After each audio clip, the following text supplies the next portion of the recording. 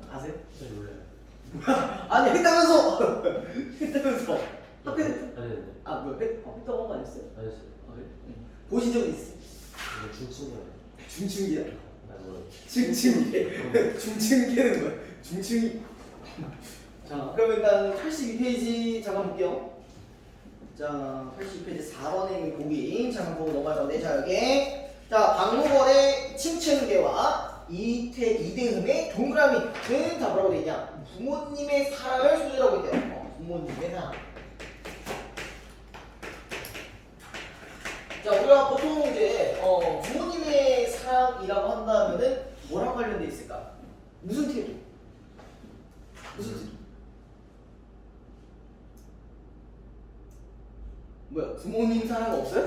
아 잠깐만 이거 말하기가 좀 애매한데 이거 말하면 그냥 바로 약간 패티 같은 느낌 들어가지고 그냥 말 못하겠는데 어떤 태도를 가지고 있습니까? 아니 뭐 부모님 사랑 신적인. 헌신적이고 희생적인 뭐 그런 태도를 가지고 있죠, 그렇죠? 자 여기랑 연결이 되어 있을 거고 그리고 여기서는 층층계 같은 경우는 아버지의 사랑이에요.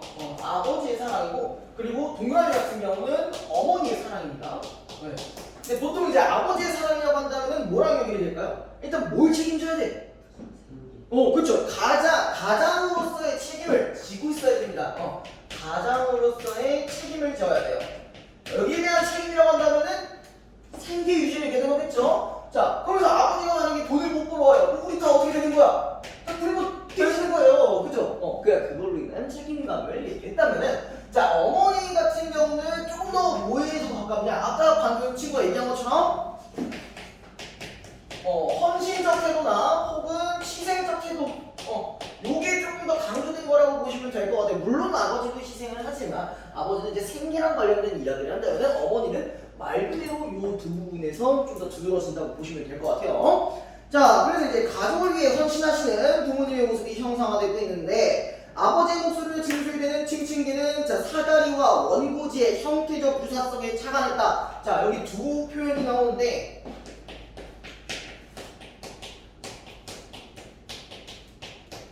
자, 왜 이들이 어떻게 유사하다는 얘기일까요? 일단 사다리는 뭐야? 사다리 올라가는 거죠, 그렇죠? 자, 원고지는 아세요? 원고지 뭐예요? 글을 이렇게 써내려가면서 뭐 없어?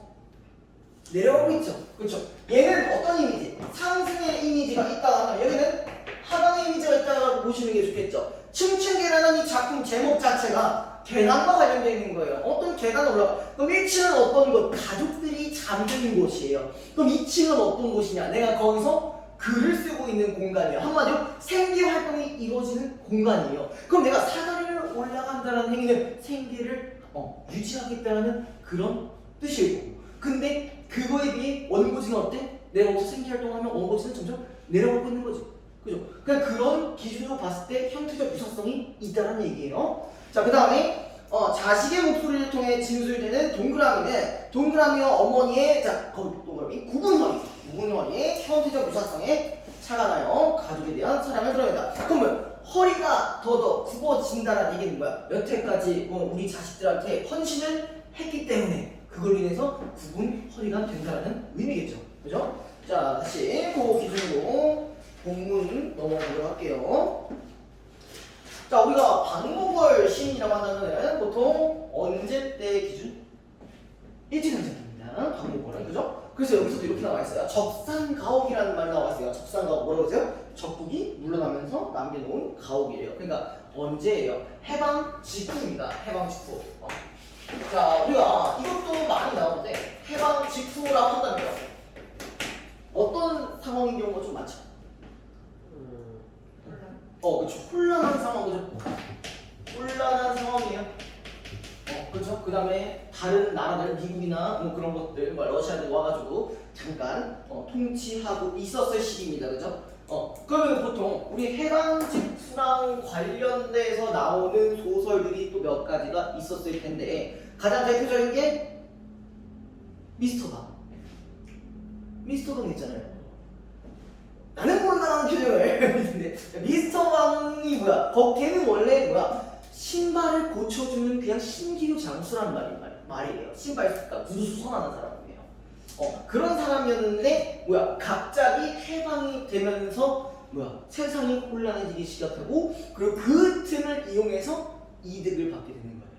근데 그 친구는 뭐야 사실 일제강점기 때 여러 가지 외국을 돌아다니면서 영어를 조금 할 줄 알아요. 근데 그 조그만 능력으로 인해 그 미국 장교 밑에서 통역 일을 한단 말이에요. 그래서 생각보다 조그마한 능력으로 큰 돈을 벌게 돼. 그리고 권력까지 지게 돼요.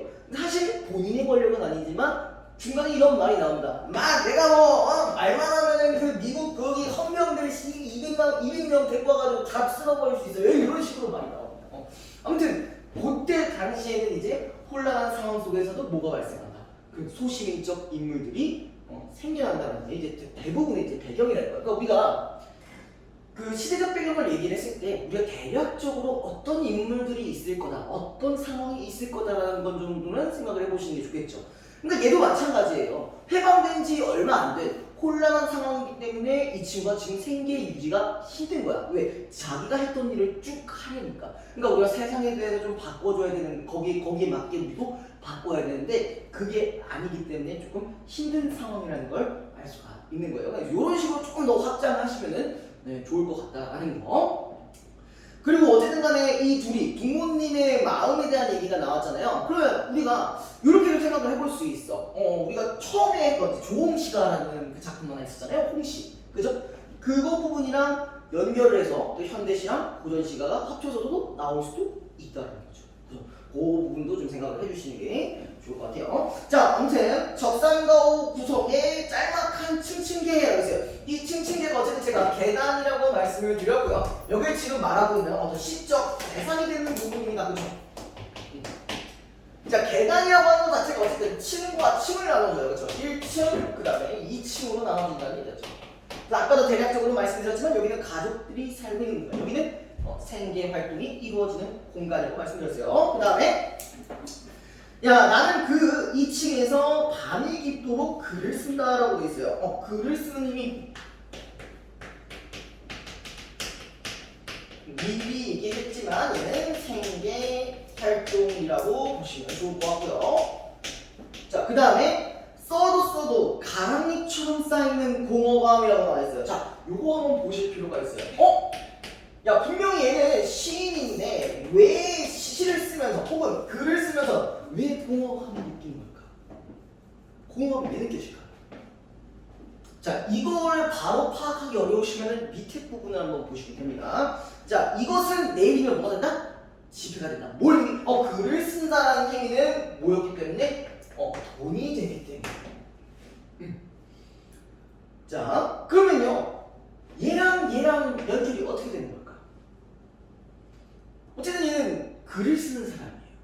그러면 글 쓰는 어떤 그 사람만의 정신을 가지고 글을 쓰고 싶어 하겠죠. 근데 지금 뭐야? 현실에 자꾸 부딪히면서 뭐하기 때문에 생계 활동을 위해서 글을 쓰기 때문에 내가 이 글을 쓸 때마다 뭐를 느끼게 되는 거야? 공허감이 느낀다는 거예요. 그러니까 얘는 어떻게 보면은 어떤 일종의 예술 정신과 연결될 거고 돈은 현실 문제랑 연결될 거고 이 부분이 자꾸 부딪히니까 공허함을 느낀다는 거겠죠. 그죠? 그 다음에 그 지폐로 봤을 때 얘는 어느 것은 어린 것의 공납금, 그 다음에 어느 것은 가난한 실향때, 어느 것은 늘 가벼운 나의 용전이라고 하면 용돈 얘기하는 겁니다. 이 친구도 그렇지. 자, 그러면 지금 봐봐요. 공납금, 실향때, 용전이라는 것들을 지금 뭐하고 있어요? 계속? 나열하고 있죠. 나열하고 있고 또 동시에 또 모두 반복이 되고 있어요. 이것도 이렇게 나와야죠. 유사한 동사구조의 반복이 되는 거죠. 그렇죠? 자, 이것도 같이 연결해 주시고 유사한 동사구조의 반복, 그 다음에 대상을 나열했다. 그 지폐의 용도겠죠. 돈에 대한 용도겠죠. 그래서 밑에 밤 1시 혹은 2시 용변을 하려고 아래층으로 내려가면 아까 내가 여기에 있다가 1층으로 내려갔어요. 지금 뭐야? 공간에 이동이 드러났죠. 공간의 이동뿐만 아니라 1층에 있는 이 가족들을 보니까 뭔가가 느껴져요. 공간의 이동 플러스 우리가 성찰적 태도가 드러나는 부분이기도 합니다. 1층이라는 공간에. 아래층은 단칸방, 온 가족은 잠이 깊다. 서글픈 것에 저 무심한 평안. 자, 그 서글픈 거는 뭐 우리 가족들이랑 같이 연결이 가능하겠죠, 그렇죠? 그 다음에 나는 다시 층층계를 밟고, 그러니까 공간에 대비가 들어놨어요. 나는 여기서 생계를 하고 있는데 얘는 자고 있지만 슬픈 것 이라고 한 거 보니까 우리 지금 상황이 좋지만은 않다라는 걸 알 수 있어요. 그래서 거기서 지금 뭐야? 깨달음을 얻게 되고, 그 다음에 그 밑에 아라는 이제 영탄적 표현을 다시 나오거든요. 영탄적 표현 나오거든요, 그렇죠? 그래서 내가 어떻게 하겠다? 층층기를 밟고 다시 2층으로 올라간다 이렇게 돼 있어요, 그죠? 자, 그래서 밑에 사닥다리를 밟고 원고지 위에서 고개사들은 지쳐 내려오는데, 자, 그럼 여기는 뭐예요? 사다리와 원고지 두 대상을 비교했죠, 그렇죠? 사다리는 상승 이미지 맞나요? 원고지는 하강 이미지. 연결되죠? 자, 그 다음에 나는 날마다 생활의 막다른 골목 끝에 놓인, 자, 뭐야? 생활의 어려움을 얘기하는 거겠죠, 그죠? 그 다음에 이 짤막한 층층계를 올라와서 새까만 유리창에 잠깐만 뭐가 나왔어? 유리창이 나왔다고? 자, 자신의 얼굴을 비출 수 있는 소재가 나왔으니까 한 번 더 뭐라고 생각할 수가 있어요? 성찰적 태도 나올 수 있겠죠. 근데 거기 지금 뭐라고 돼 있어요? 수척한 얼굴만 한다고 했어요. 수척한 얼굴. 왜 수척한 거예요? 방금까지 이런 생계 활동을 하면서 내가 지쳐가고 있는 거겠죠, 그죠? 그것은 너무나 어처구니 없는 아버지라는 것이었다. 그러니까 수척한 얼굴을 만났고 나에 대해서 지금 뭐라고 생각하고 있냐? 어처구니 없대요. 어처구니가 없대. 그럼 여기에 추가적으로 뭐까지 연결이 가는? 내가 나에 대해서 아니게 생각하고 있으니까 요거까지 넣을 수 있겠죠.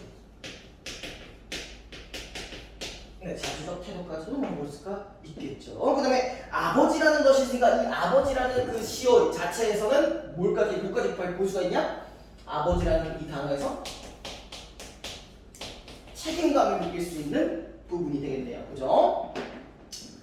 자, 그 다음에 나의 어린 것들은 외놈들이 남기고 간 다다밑밥에서 아까 얘기했던 그 적산가옥이죠. 자, 날무처럼 포름 쪽쪽 얼어있구나 라고 되어 있는데, 우리가 이 날무라든지 뭐 포름 쪽쪽이라는 거는 사실 사전에 나와 있는 단어들은 아니에요. 단어들은 아닌데 그냥 느낌만 생각하시면 돼요. 뭐야? 얼어있대요.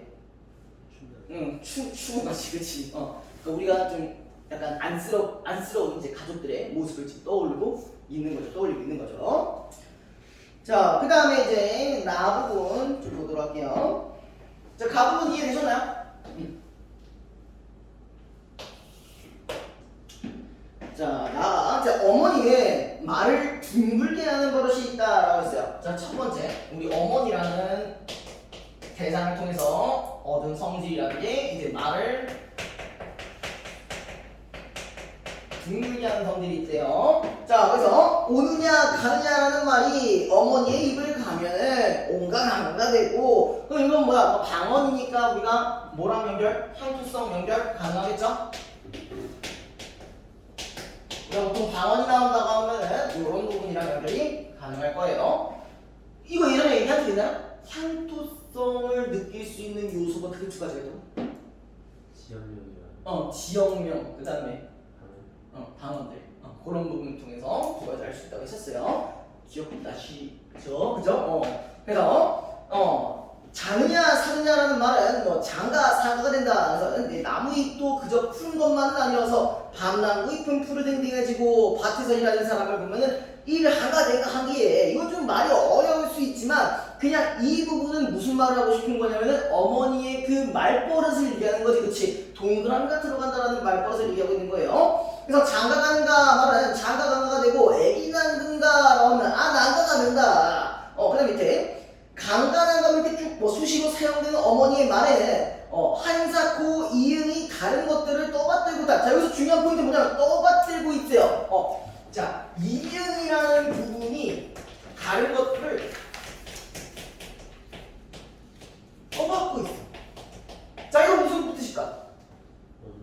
어머니가 이렇게 그렇죠. 떠받치고 있다라는 얘기겠죠. 그럼 여기 부분에서도 이미 뭐야? 희생적 태도가 들어가는 부분이겠죠, 그죠? 자, 그다음에 남매태 해코지 한 번 안 하고 살았다는 어머니, 일생을 흙 속에서 산 무장 허리가 굽어져, 자 허리가 굽어졌다라는 부분. 그다음에 한쪽만 뚫린 동그라미 꼴이 된 몸으로 어머니 외양부사죠, 맞죠? 어머니는 아직도 당신이 가진 것을 퍼주신다. 여기서 당신이라면 누구예요? 어머니죠. 어머니 자체를 얘기하는 거죠. 퍼주신다. 거기에 희생적 모습이 드러나는 부분. 그 다음에 머리가 발에다 둥그러질 때까지 C자의 열린 구멍에서는 살리는 것들이 쏟아질 것이다. 자, 처음에 우리가 말에 대한 얘기를 했다가요. 그 다음에 어디까지 연결되는 거야? 여기까지도 연결되는 거죠. 말버릇만 얘기하다가 갑자기 희생적 태도가 나왔어요. 그럼 우리가 인식이 어떻게 된 거예요? 확장으로 보시는 게 좋겠죠. 확장. 그러니까 처음에는 말만 얘기를 했지만 이 말들을 통해서 이런 태도까지 끌어내고 있으니까, 자 여기 그러면 인식 확장이랑 연결이 가능할 거예요. 그럼 인식이 확장되었다는 이야기는 우리가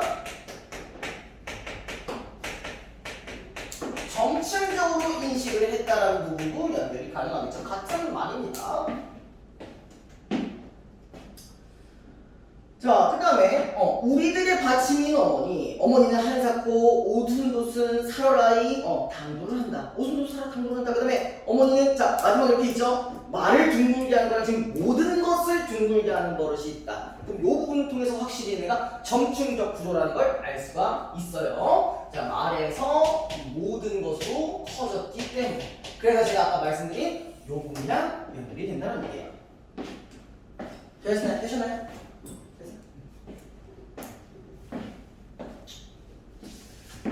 시 자체가 어려운 거는 아닙니다. 어렵지는 아닌데. 자, 문제로 바로 넘어갈게요. 81페이지. 자, 1번. 가와 나의 공통점으로 가장 적절한 것은 1번. 영탄적 표현을 통해 대상의 속성을 예찬하고 있다. 자, 영탄적 표현이 있어요, 없어요? 네, 가에 있어요, 그쵸? 가에는 있는데 예찬하고 있는지는 좀 어렵죠, 그쵸?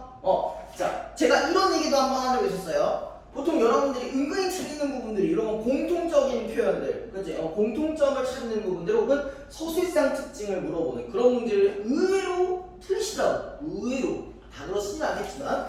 자, 볼 때는 어떤 거 보자고? 내가 확실히 그나마 조금 알고 있는 작품을 기준으로 분명 보라고 했어요. 그러면 적어도 얘 같은 경우는 가를 기준으로 했을 때 영탄적 표현은 있지만 그 뒤에 예찬하고 있는지는 알 수가 없기 때문에 여기 넘기시면 돼요. 자, 2번.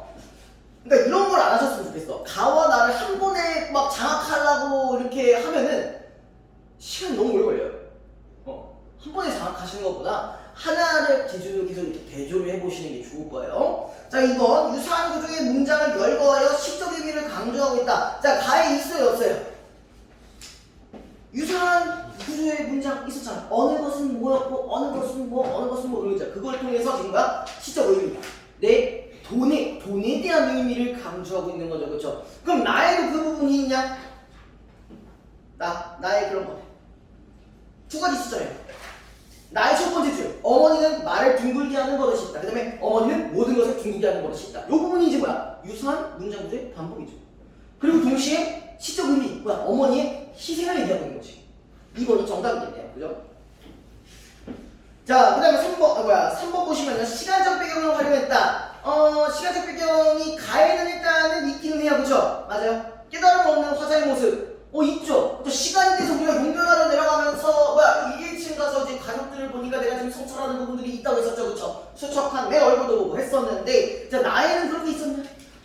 나에는 그런 게 없어. 시간적 배경 자체가 없습니다. 네, 그래서 이거는 넘기시면 돼요. 자, 그 다음 4번. 음성상징어를 활용하여 대상이 지닌 역동적 이미지를 표현하고 있다. 자, 일단 음성상징어 있을까 없을까?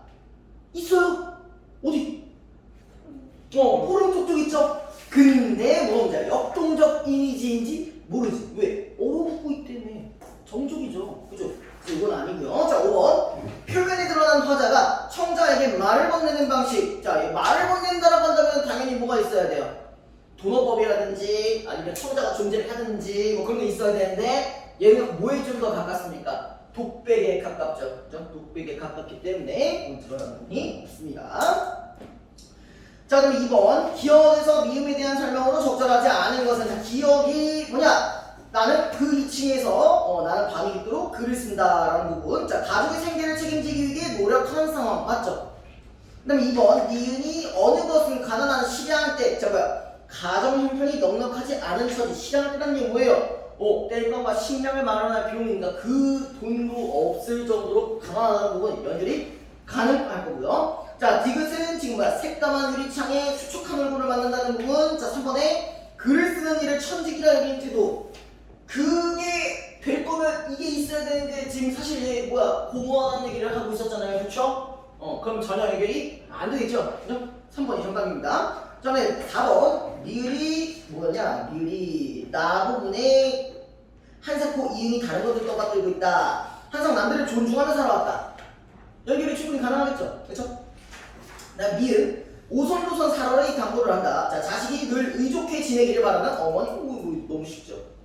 3번 A와 B에 대한 이해로 가장 적절한 것은 자, A가 지금 뭐냐? A가 막다른 골목 끝이고요. 그 다음에 B가 뭐였나요? 흙속이라고 나와 있어요. 자, 그럼 A는 지금 뭐였어요? 내가 지금 생계가 유지되기 어려운 상황. 그죠? 부정적인 상황. 흙속은 뭐야? 흙속. 물론 향토성이 드러나는 부분이긴 하지만 자, 흙은 뭐야? 모든 만물을 바치는 역할을 하고 있죠. 그죠? 희생적 태도랑 연결이 가능하겠죠. 그럼 그걸 기준으로 봤을 때 답이 몇 번일까요? 딱 그 부분만 보면 돼요. 부정적 상황, 희생적 태도 이것만 보시면 됩니다. 자, 그래서 1번부터 보시면 A는 B와 달리 화자의 고통을 몰라서 뭐 아니잖아. 그죠? 전혀 아니고 2번 B는 A와 달리 화자와 대상 간의 감정 공유를 통해 감정 공유하는지 안 보이죠? 그죠? 3번 A와 B 모두 세상과 단절된 거 아니고 또 존나 열심히 하고 있잖아. 그죠? 이거 아니고 4번 A, B 모두 대상에 대한 화자의 인식이 과거부터 현재까지 일관되게 나타난다. 자, 적어도 A는 아니죠. 그죠? 5번 A는 화자 자신의 현재 처지를 드러내기 위해 B는 대상이 지금까지 삶을 드러내길 희생적인 삶 그리고 현재 처지 가난한 상황 연결 가능하겠죠. 자, 그 다음에 4번 볼게요. 자, 우리 보기는 봤으니까 나머지 선지만 먼저 볼게요. 자, 1번 가에 글을 써도 가랑잎처럼 쌓이는 공허감에서는 가족의 생계를 위해 열심히 글을 쓰지만 그것만으로는 충분치 않다고 느끼는 아버지의 안타까움이 드러난다. 연결 가능하겠죠? 그죠? 자, 2번 가의 고개사들이 사닥다리를 받고 원고지 위에서 내려오다는 것은 네모칸이 나열된 원고지 형태가 사다리와 유사하다. 이 부분은 이미 제가 설명 한번 들었죠? 그쵸, 승기야? 들었죠? 괜찮아요? 들지 마세요. 자, 3번 나의 어머니의 모습이 한쪽만 뜰린 동그라미 꼴이 되었다는 것은 어머니의 굽은 허리가 받침 글자인 이응과 유사하다. 연결되겠고요. 4번 나의 어머니는 모든 것을 둥글게 하는 버릇이 있다라는 진술에서는 허리가 굽게 되는 뭔 개소리야. 전혀 아니죠. 그쵸? 자, 5번 자, 가의 다시 층층계를 밟고 2층으로 올라가는 모습과 나의 머리가 발에 닿을 때까지 살리는 것을 쏟아내시는 모습에는 가족을 위해 헌신한다는 부모님의 모습 연결 가능하겠죠. 자, 그 다음에 이제 86페이지를 볼 건데요. 일단 88페이지 한 번만 다시 보기 있는 부분들 연결하고 넘어가도록 할게요. 저 이거 지워도 됩니까? 선생님 노란색으로 빨리 가보세요.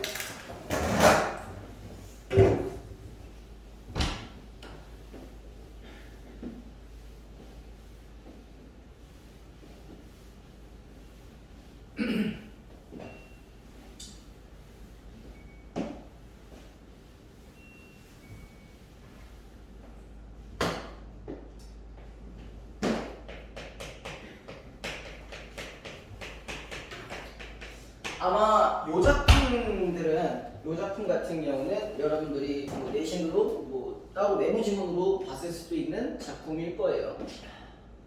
익숙하나요? 기억나요? 오 확인했나 보네요. 며칠 전에 했어요. 며칠 전이요? 아, 기말? 기말 기준으로. 그럼 다 아시겠네요. 왜 갑자기 조금만지죠? 자, 복돌방이라는 이 단어 자체가 뭐냐? 부동산이죠, 그렇지? 부동산이. 자, 이 부동산 이야기는 참 옛날이나 지금이나 별 다를 게 없어요. 또 어디 개발한다고 하면은 막 그 땅값이랑 몇십 배 오르고 뭐 그거는 사실 뭐야 지금과도 별 차이가 없어요. 그죠? 근데 다만 여기서는 어떤 일제강점기 라는 시기랑 연결이 되고요. 그리고 여기서 뭐까지 나오냐면요. 이 일제강점기라는 시대적 변화에 대해서 두 부류로 나눠지는 부분이 있습니다. 네, 거기 이렇게 나와 있을 겁니다. 자, 이 작품은 일제강점기의 급변하는 시대상과 그 속에서 살아가는 자 신구세대의 대비되는 모습을 담고 있다. 그럼 뭐야? 세대 갈등이라는 얘기겠죠, 그렇죠? 자, 그래서 신 쪽이 있고 구 쪽이 있을 겁니다. 그럼 신 쪽은 좀 어때? 좀 약간 근대화에 적응을 한 친구들이 있고요. 얘는 아직 뭐예요? 약간 전통적인 어떤 가치를 유지를 하는 모습이 있을 겁니다. 그죠? 자, 그래서 9세대 인물들은 이웃이나 친구 간의 인정과 의리를 중시하는 자, 인정과 의리. 자, 요걸 기준으로 하고 있고요. 그 다음에 경제적으로 몰락해가는 상황에 처해 있다. 자, 그렇지만 뭐가 문제냐? 경제적으로 몰락하고 있대요. 왜? 그만큼 나이가 많이 들었으니까 경제활동을 하기가 쉽지 않은 상황이라는 얘기고요. 자, 이들은 제각기의 방식으로 자신의 처지를 개선하고자 하며 자, 거기 밑줄 부동산 투기의 바람 속에서 자, 뭐래? 물질적 부를 획득해. 그럼 뭐 한다는 거야? 자, 이거를 지금 뭐 하기 위해? 극복하기 위해. 극복하기 위해 뭐 한다는 거예요? 부동산 투기를 한다는 얘기죠? 자, 우리 워딩을 잘 생각해 보셔야 됩니다. 자, 투기를 한다는 이야기는 뭐야? 존나 망할 수도 있다는 얘기죠. 그쵸? 그리고 또 뭐를 당할 수도 있어? 사기를 당할 수도 있겠죠. 그죠? 자, 아무튼 간에 한편 시대적 변화에 성공적으로 적응하고 있는 것으로 묘사되는 근대적 인물은 9세대들과 달리 철저하게 작업 밑줄 이해타산적인 태도로 드러난다. 자, 이해타산적 태도.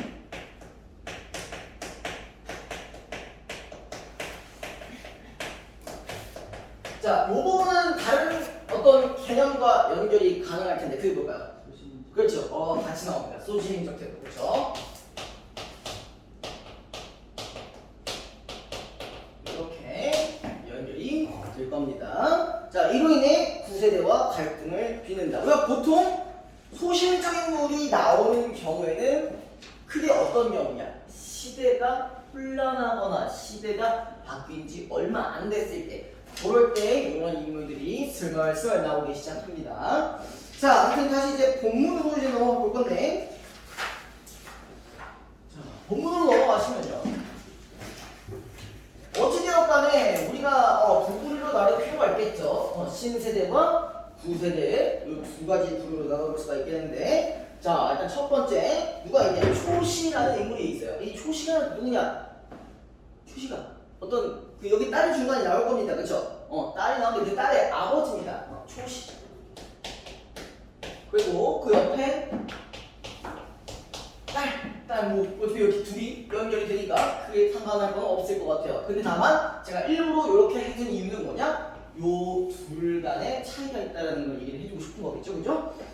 그래서 이날 저에게 박효한 영감에게서 들은 이야기를 따르게 할까 했어요. 여기 보니까 같이 누가 있어요? 박효한 영감이 있습니다, 그죠? 이렇게만 일단 적어볼게요. 실패는 했을지라도 그래도 10수년을 사업계에서 돈 안주시라 출자를 권유하는 수장만은 출자를 권유하는 게 무슨 말일까요? 출자를 권유한다. 너 좀 대답하라고 이런 얘기를 하고 있는 거예요. 수장만은 딸이 듣기에도 딴 사람인 듯 놀라웠다. 딸은 즉석에서는 가불을 말하지 않았으나 가능한지 안 되는지 말하지 않았으나 그의 머릿속에서도 이내 잊혀지지는 않았던지 다음날 아침에는 딸 편이 먼저 이 이야기를 다시 꺼내고 왜? 자기한테도 이익이 될 수 있으니까 그렇게 한 거겠죠? 초시가 박효한 영감에게 묻던 이상으로 시시콜콜이 캐어물었다. 그러면 초시는요 또 박효한 영감 이상으로 손가락으로 가리키듯 소상히 설명하였고 1년 안에 청장을 하더라도 최소한 도로 자 일단 거기 이제 50배 이상의 순이익이 날 것이라고 했다 했어요. 아 지금 참 안 좋아요. 그러니까 누가 봐도 이게 무슨 스멜이 납니까? 사기 스멜이 납니다. 그죠? 왜 그런 거예요? 일단 굳이 안 해도 된 설명을 졸라 많이 하고 있어요. 졸라 많이 하고 있고 그리고 누군가의 추천이 있었습니다. 그쵸? 야 돈 잘 벌 수 있는 정보를 그걸 알려줍니까? 안 알려줘요. 근데 괜히 이게 혹하는 거지, 그죠? 괜히 혹하는 거예요. 설명이 쓸데없이 많고 쓸데없이 추천을 하고 뭐 어마어마한 수익, 많은 수익. 그러니까 이런 것들이 다 이 사람들이 혹하게 만드는 요소인 거잖아요. 그래서 이 부분 중에서 이미 얘가 사기라는 걸 좀 눈치챘어야 되는데 일단 그러지 못했죠. 그런 걸로 인해서 이제 더 오히려 뭐가 됐다. 얘가 결국 몰락을 하게 되는 계기가 됩니다. 몰락을 하는 계기가 됩니다. 자, 그래서 다른 설계했는데 사흘 연구 소집을 어느 신탁회사에 넣고 3,000원을 돌리고 했다. 조씨는 금시 발목이나 된 듯 쉽게 뛰고 쉽게 기뻤다. 어디고? 아이 서참이 놈 날이 멸시했겠다. 내 굳이 널 시켜. 네 집보다 난 집을 살 때다. 니까 놈의 천상 뭐 가태지 별거냐 이러면서 이제 또 누구 있었어요? 또 다른 인물? 서참이라는 인물도 일단 있기는 한데 근데 사실 이 친구 같은 경우도 이렇게 같이 세트로 묶어주시면 됩니다. 그냥 친구거든요. 그죠? 자, 그 다음에 그러나 신탁회사에서 돈이 되는 날은 웬 처음 보는 청년 하나가 조씨의 앞을 가리며 나타났다. 그는 딸의 청년이었는데 딸은 아버지의 손에 단 1전도 넣지 않아서 도망 쳤시고 야, 그 딸이 투자를 하긴 했는데 아버지한테 직접 투자를 한 게 아니라 다른 회사를 가지고 투자를 했대요. 대신 투자해주는 회사로 바꿨대. 자, 그 부분을 통해서 이미 딸이 아버지에게 갖는 어떤 태도? 소시민적 태도가 드러나는 부분이겠죠. 자, 그 다음에 꼭 그 청년이 나서 돈을 쓰며 처리하게 하였다. 처음에는 행 나오는 노염을 참을 수가 없었으나 아까 노염이라는 게 노여움, 분노 이런 걸 얘기하는 겁니다. 자, 근데 며칠 밤을 지내고 나니 적어도 3,000원의 수익이 5, 6만 원은 될 것이라 만원 하나에 어디로 가랴 하는 타협이 생겨서 안초씨는 으실으실 그 이를테면 사위녀 성격인 청년의 뒤를 따라갔다. 자, 그 다음에 뭐가 지났어요? 1년이 지났습니다. 1년이 지났는데 얘가 뭐라냐? 모두 꿈이었다. 사기당했다. 사기당했어. 꿈이라도 너무 악한 꿈이었다. 3,000원어치 땅을 사놓고 날마다 신문을 훑어보며 추천을 해도 거기는 축항이 된단 말이야. 축항 동그라미죠. 축항이 뭘까요? 새로 나온 걸 개발한다는 거니까 한마디로 이거 좀 더 단순하게 생각하면 뭐야? 그 개발이니까 돈이 된다는 소식이겠죠. 그죠? 돈이 된다는 소식이 아직 신문에는 소문에도 나지 않았대요. 그래서 용담포와 다사도에는 땅값이 30배가 올랐느니 50배가 올랐느니 하고 졸부들이 생겼다는 소문이 있어도 여기는 감강 소식일 뿐만 아니라 그럼 요 부분을 통해서 알 수 있는 것들. 자, 실제로 현실에 저런 현상이 있었다는 얘기죠. 그렇죠? 혼란한 시대상을 반영한 부분이랑 연결시킬 수 있고요. 자, 그다음에 나중에 역시 이것도 박휘환 영감을 통해 알고 보니 그 광변 모씨에게 박휘환 영감으로부터 소가 떨어진 것이었다. 얘부터 속았어요. 박휘환부터 속았어요. 그 다음에 축항 후보지로 침략 따기 하기는 했지만 무슨 결정으로인지 중지되고 마는 바람에 너무 기민하다게 거기다 땅을 샀던 그 모씨가 그 땅 처치에 곤란하여 꾸민 연극이었다. 그럼 지금 내가 결론적으로 얘가 사기를 당했다는 그런 이야기들을 어떻게 표현을 하고 있어요? 요약적으로 제시하고 있는 부분이겠네요. 그죠? 요약적 제시 옆에다 적어주시고요. 자, 그 다음에 돈을 쓸 때는 1원짜리 한 장만 줘도 못 받지만 벼락은 초시에게 떨어졌다. 그 이득은 하나도 못 받는데 약간 그러고 있어요. 근데 서너 끼씩 굶어도 밥 먹을 정신이 나지도 않았거니와 밥을 먹으러 들어갈 수도 없었다. 재물이란 친자간의 의리로 배추미 뿌리들을 하는 건가? 그러니까 자식은 아버지한테 의리조차도 없다라는 얘기죠. 근데 아까 우리 무슨 말 했어요? 자, 이 두 세대는 뭐가 있어야 되냐? 인정과 의리를 중시했는데 얘는 그렇지 않기 때문에 지금 거기에 대해서 지금 뭐 하고 있는 거야? 상처를 받은 거예요. 그죠? 그래서 서창이가 10일 빠진 안초씨를 미워하지만 결국 안초씨가 죽음을 택하고 결국 어떻게 됐어요? 얘 자살했어요. 왜? 더 이상 이렇게 있기에는 너무 자존심이 상했어요. 그죠? 그래서 파출소로 갈까 하다 그래도 자식한테 먼저 알려야겠다 하고 말만 듣던 그 안경화 무용연구소 대충 얘가 다른 이름은 안경화고 볼 수 있는 되겠네요. 그죠? 안경화. 자, 그랬고요. 안경화를 데리고 왔다. 딸이 한참 울고난지였다. 야, 관청이 어서 알려야지. 뭘 알려달라는 거야? 초씨의 죽음을 알려야 된다는 얘기죠. 아니에요. 야, 하세요. 하면서 딸은 펄쩍더니 아시라니, 저라니, 제 명예도 좀, 진짜 씨발 아빠가 죽었는데 명예부터 책임지고 있어요. 그 부분도 소시민적 태도랑 연결이 가능하겠죠. 말 그대로 소시민적 태도는 자기의 이득과 관련되어 있는 행동만 합니다. 그런 거랑 관련되어 있는 행동만 하는 친구예요. 그러니까 지금 뭐야? 내가 야 명예가 조금 깎일까봐 아버지의 그 죽음, 그러니까 자살을 했기 때문에 명예로운 죽음이 아니잖아요. 내가 그게 밝혀지면 뭐야? 이 딸놈 새끼, 딸려는 돈 모래 틀려 지금 얘가 이렇게 자살하고 난리냐? 이런 말을 듣게 뻔하기 때문에. 그래서 이런 말을 한 거죠. 자, 옆에서 명예? 안 될 말이지. 명예 생각하는 사람이 애를 정오하고 세상 떠나그래? 아유, 팩트를 조단해야죠, 그죠? 이 친구, 이거 말한 친구가 요 친구죠. 요 친구니까 이제 뭘 중시한다? 인정과 의리를 중시한 부분이랑 연결이 가능할 거고요. 자, 그래서 안경화는 엎드려 다시 울었다. 그러다가 나가려는 서창의 다리를 끌어안고 놓지 않았다. 그리고 절 살려주세요 소리를 몇 번이나 거듭하였다. 아이 그럼 비밀은 내가 지킬 테니 너 나 하자는 대로 할까? 예 하면서 서창이는 다시 앉았다. 자, 부친 위에 보험 든 거 있지?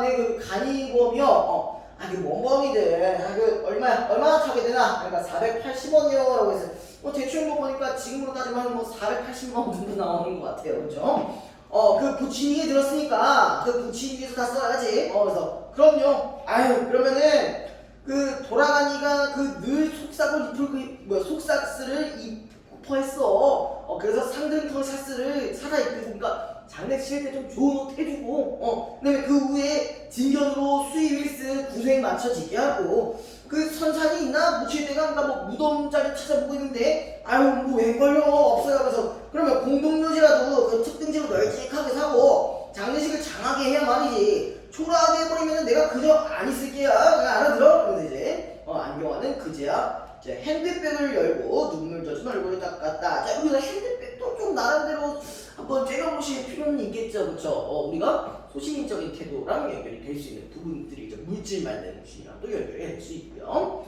자, 그럼 넘어가서 안초시의 소위 영결식이 그 딸의 연구소 마당에서 열렸다. 서창이와 박희환 영감은 술이 거나하게 취해가는데 박희환 영감이 무얼 잡혀서 가져왔다는 부의 이원을 부의금 얘기하는 건가? 부의? 뭔지 아시죠 그거? 그래서 이제 서창이가 장례비가 넉넉하니까 그 자네돈 그 계집애 줄 거 없니? 누가 얘한테 굳이 돈 줄 필요 없다 이런 얘기를 하고 있어요. 하고 우선 술집에 들려 거나에게 꽃병이들을 한 것이다. 자, 연결식장은 제법 반반한 조객들이 모여들었다. 자, 반반한 조객 동그라미 치시고요. 자, 얘네들은 어떤 손님들이에요? 예매의 손님들이죠. 그죠? 반반한 조객.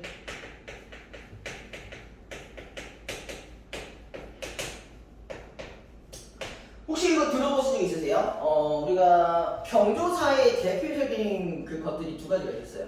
첫 번째가 결혼식, 두 번째가 장례식. 자, 결혼식 같은 경우는 주로 어떤 손님들이 오시는지 알아요? 그죠? 부모님의 손님들이 옵니다. 왜? 솔직히 딸과는 다를 일은 없어요. 근데 부모님들이 여태까지 다른 여러 군데 결혼식장에 다니면서 뭐 하셨어요? 돈을 드리고 다녔잖아요. 돈 들이고 다녔잖아요. 그죠? 그리고 그때 결혼을 할 당시에 그 당사자들은 사실 영향이 큰 사람들은 아니랄 거예요. 그죠? 물론 연예인들은 영향이 크겠죠. 네. 그러겠지만 보통은 부모님 손님들이 많습니다. 자, 그럼 반대로 장례식.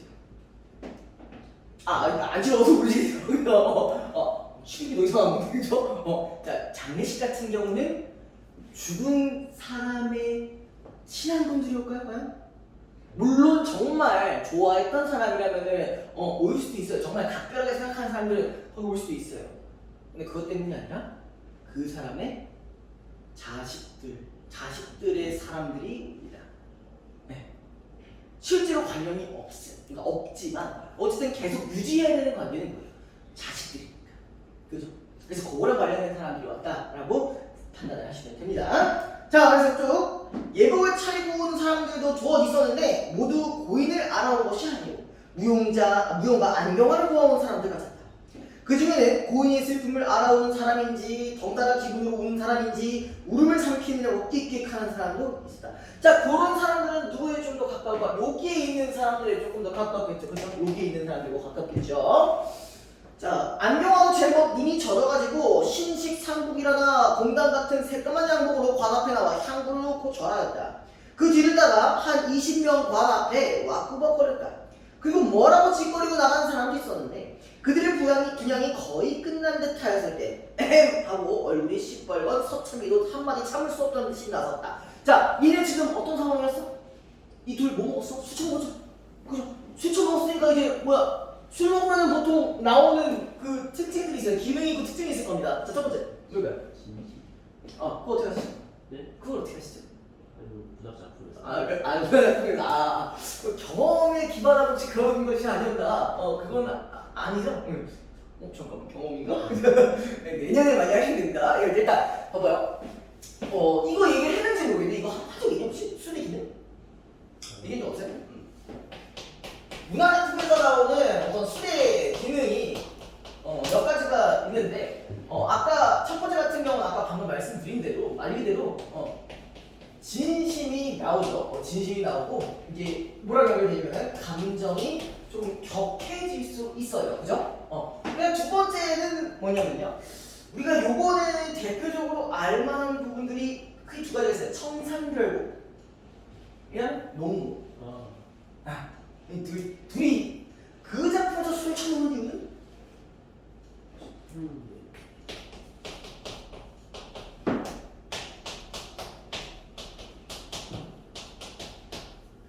일시적이나마 갈등을 해소하기 위한 목적입니다. 청산별곡 같은 경우는 뭐냐? 내가 지금 너무 현실이 힘들어. 그래서 매운 술을 막 일부러 막 처먹었어. 왜 그러고 이거 잊기 위해서 내가 너무 힘들어. 화장민으로서 사는 삶이 너무 힘들어. 그럼 반대로 농구는 왜 술 처먹었어? 왜 또 술 처먹어? 거기 맨날 그러잖아. 비료값 받는 농사 옆에 날이나 맡겨놓고 우리는 뭐야 신이 나서 춤춘다고 하잖아. 신이 나서 춤추는 건 별거 아니죠. 그거. 그리고 거기에 정확히 표현이랑 연결이 된다면은 우리는 분의 얼룩진 얼굴로 소주집에 몰려간다고 이런 말이 있습니다. 이 분의 얼룩진다는 게 말 그대로 진짜 분장에 얼룩진 것도 있고 그 분노로 얼룩져 있다는 뜻도 있거든요. 그럼 왜 분노야? 왜 분노를 하고 있다는 얘기일까?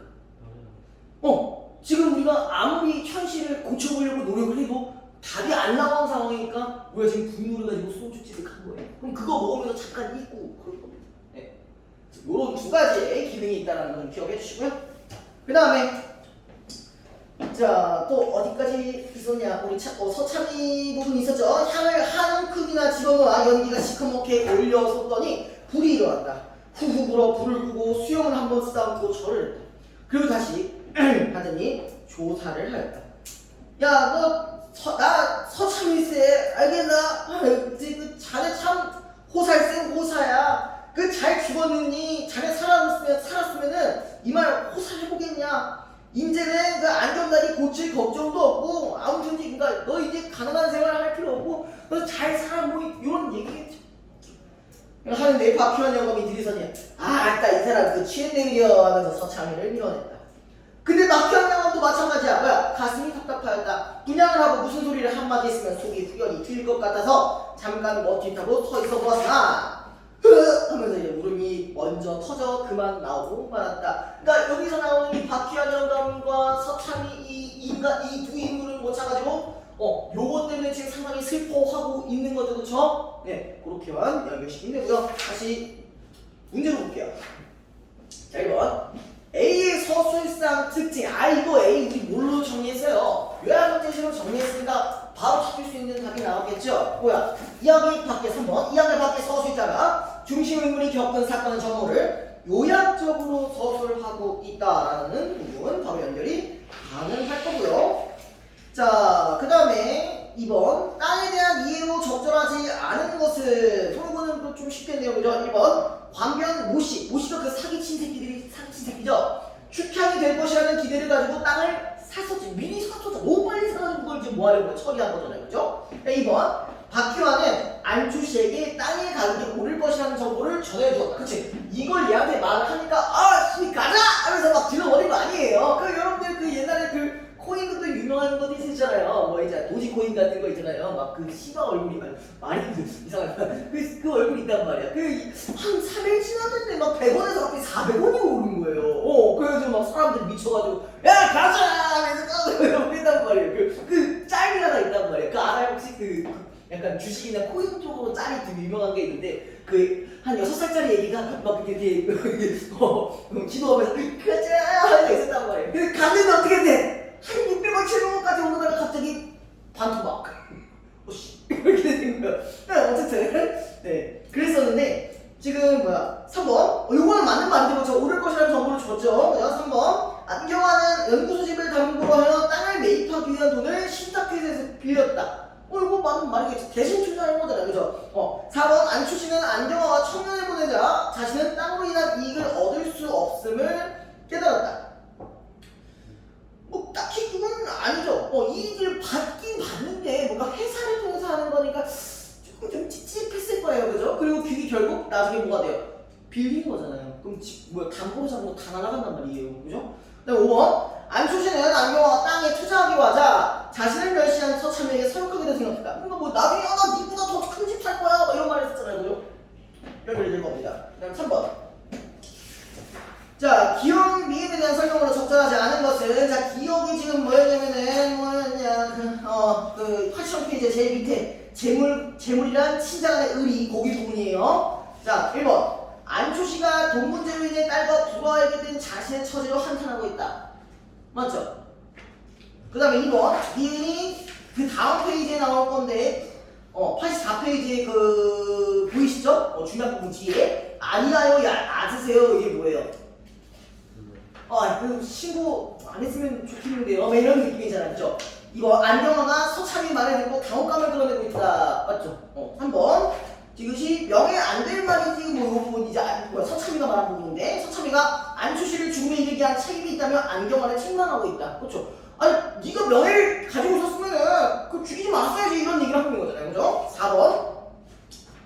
리을이 지금 뭐였냐면은 85페이지 장례비가 넉넉하니 그 부분 자네 그 돈 대줄 거 없네 그 부분이네요. 자 서참이가 안경과 치르는 장례 방식을 못마땅하게 여기고 있다가 아니라 뭐였어? 둘이 합의 보고한 거잖아. 그쵸? 이렇게 장례를 치르자라는 얘기를 했었잖아요. 맞아요? 그래서 한번 맞고요. 자 5번 리음은 이 사람 최내의려 박희환이 종문객으로서 지나친 언행을 하는 서참이를 제지하려고 하고 있다. 맞는 말이에요. 자 이거 하나만 하면 끝이에요. 잠깐만. 자 이거 끝이에요. 언제까지 주무실 거예요. 그죠? 자 4번 자 보기는 우리가 읽었으니까 바로 선택으로 넘어가도록 할게요. 자 1번 안주씨가 딸에게 적극적으로 출자를 권유하는 장면을 통해 자신의 처지를 개선하고자 물적 부분을 추구하는 구세대의 모습 연결이 충분히 가능하겠죠. 그 다음에 2번 땅값이 올라 졸부들이 생겼다는 소문이 있었다는 대목에서 아까 그 얘기했었죠. 일제강점기 당시 이제 신상황을 예상했다. 여기도 있죠. 일제강점기 부동산 투기 바람에 편승하여 이익을 챙긴 사람이 있었다. 연결될 거고요. 3번 안경화가 서참이에게 제 명예도 좀 생각해달라고 하는 모습에서 혈연의 죽음 앞에서도 자신에 대한 평판, 명예를 생각하는 근대적 인물의 이해 다섯적 명목 그거는 아까 저희 연결했었죠. 4번 재번 반반한 노력들이 연결 시장에 모여 고인의 죽음을 애도하면서 보이는 행동은 안추시에 대한 인정과 의리를 지켜야 하는 태도. 그럼 뭐가 틀린 거예요? 인정과 의리를 지키려 하는 태도들은 뭐야? 이거잖아. 그죠? 그럼 반반한 사람들은 어디? 여기에 가까운 거죠. 그죠? 그래서 이게 틀렸습니다. 자, 5번. 서참이가 자네 살았으면 이미 호사를 해보겠냐고 탄식한 것은 경제적으로 몰락한 채 딸에게도 홀대왔던 안초씨의 처지를 떠올렸기 때문이다. 그치? 살 때는 완전 지옥 같았잖아요. 그죠? 여기까지 하도록 합시다. 이렇게 왜 힘드세요? 라떼 시절에 보일 당시에 그거 했을 때 너무 짜증나거든. 그것도 관동력 할 때도 막 개빡쳤었는데. 자, 아무튼 뭐 그래요. 자 봅시다. 자 최근에 3D 애니메이션을 나왔어요. 자 이제 뭐가 나오냐? 3D 영상입니다. 3D 영상. 3D 영상을 예제로 하고 있습니다. 자 얘는요 지금 섬세한 입체 영상을 구현하여 실물을 촬영한 것 같은 느낌을 준다. 실물을 촬영하여 얻은 자연 영상을 그대로 화면에 표시할 때와 달리 동그라미 쳐주고요. 그러면 얘는 같이 대조되는 부분이 자연 영상이 있대요. 자연 영상. 얘와 달리 그럼 얘는 뭘 해야 된다?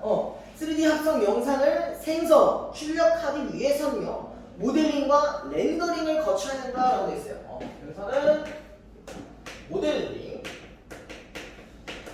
그 다음에 이제 렌더링도 있었죠. 렌더링. 그러니까 얘는 생성에 해당하는 부분이고요. 여기는 출력에 해당하는 부분입니다. 혹시 뭐 영상 편집 같은 거 해보시면 아마 렌더링이라는 그 개념이 뭔지는 아실 겁니다. 해보신 적 있을 때 오늘 난 편집을 해본 적이 있다. 막 영상 촬영 끝나고 그 편집 다 하고 내보낼 때 그렇죠. 그게 이제 렌더링이에요. 맞아요. 그걸 우리가 렌더링 겁니다. 오 역시 뭘 좀 마시네요. 편집해보셨어요? 과제 연말 아 과제? 그 유튜브로 찍어가지고 하는 거? 네. 자 아무튼 이제 처음에 모델링은 3차원 가상 공간에서 물체의 모양과 크기, 공간적인 위치, 표면 특성 등과 관련된 고유의 값을 설정하거나 수정하는 단계라고 되어 있어요. 자 그럼 무슨 말이냐? 고유의 어떤 값을 설정하는 단계예요. 고유의 값을 설정하는. 자 그래서 이제 모양과 크기를 설정할 때 주로 3개의 정점으로 형성되는 삼각형을 활용한다고 되어 있는데 자 얘랑 관련되어 있는 게 이제 뭐야? 말 그대로 정점이라는 걸 확인하는데 3개의 정점을 하는 거야. 그리고 얘는 삼각형이라고 되어 있습니다. 자 근데 이때 작은 삼각형의 조합으로 이루어진 그물과 같은 형태로 물체 표면을 표현하는 방식이다. 그러니까 조합이라는 건 뭐예요? 그 삼각형들이 무수히 많을 수 있다는 얘기죠. 그죠? 이 방법으로는 지금 뭐래? 복잡한 굴곡이 있는 표면도 정밀하게 표현할 수가 있다. 이때 삼각형의 꼭지점들은 여기 삼각형의 정점들을 봤을 때 꼭지점 여기 있는 꼭지점들은 물체의 모양과 크기를 결정하는 정점이 되는데 그 뭐야? 모양과 크기를 결정하게요. 그 다음에 이 정점들의 개수는 자 물체가 변형되어도 변하지 않는다. 자, 개수 동그라미 쳐주시고요. 변형이 되더라도 뭐가? 개수가 유지가 된다. 변형이 되어도 개수가 유지한다. 자, 그 다음에 정점들의 상대적 위치는 물체 고유의 모양이 변하지 않는 한 달라지지 않는다. 자, 상대적 위치도 있었어요.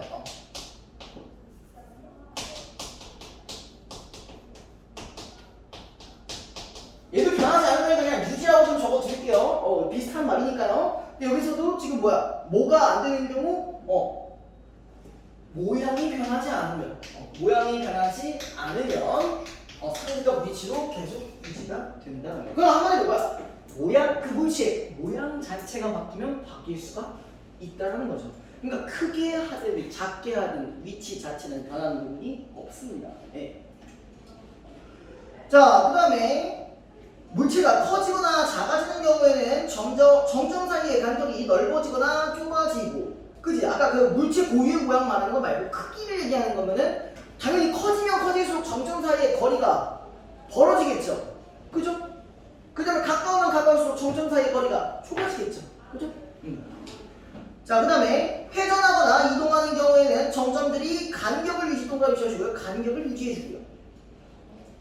회전축을 중심으로 회전하거나 동일 방향으로 동일 거리만큼 이동한다 라고 했어요. 그럼 계속 정점은 물체의 고유의 모양이 변하지 않는 이상은 계속 유지가 된다는 거예요. 됐어요?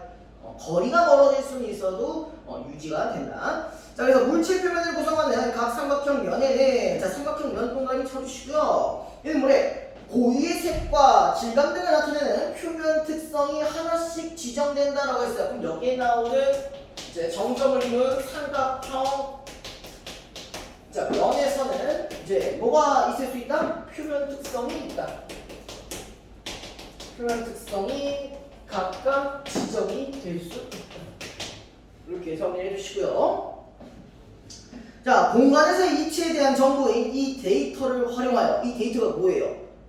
모델링이 된 것들, 그죠? 이 자료를 활용하여 물체를 어디에서 봐도 바라보는 것 같다는 관찰점을 기준으로 자, 2차원의 화면을 생성하는 것이 렌더링이다. 자, 이제 렌더링이 지금 뭐라고 되어 있죠? 2차원의 화면을 생성한다.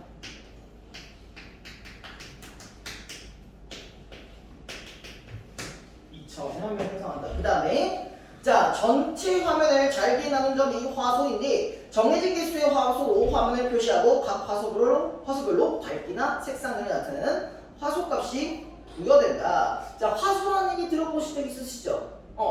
보통 우리가 유튜브 볼 때 뭐 어떤 거 많이 봅니까? 화질 1080p를 많이 볼 겁니다. 1080p 60프레임 해가지고 이렇게 볼 겁니다. 근데 요즘 그뿐만 아니라 더 좋은 것들도 있죠. 뭐예요? 뭐 4K, 뭐 8K 뭐 이런 것도 있는데 그것들은 뭐예요? 화소값이 더 많은 거죠. 뭔 말인지 알겠죠? 자, 아무튼 렌더링 단계에서는 화면 안에서 동일 물체라도 멀리 있는 경우에는 작게, 가까이 있는 경우는 크게 보이는 원리를 활용하여 화소값을 지정함으로써 물체의 원근감을 구현한다라고 했어요. 그러면은 뭐래요? 자, 여기에서 말하는 어떤 화소값이 있는데, 자, 이 화소값을 통해서 뭘 할 수 있다고요? 원근감을 구현할 수 있대요. 원근감을 구현할 수 있다.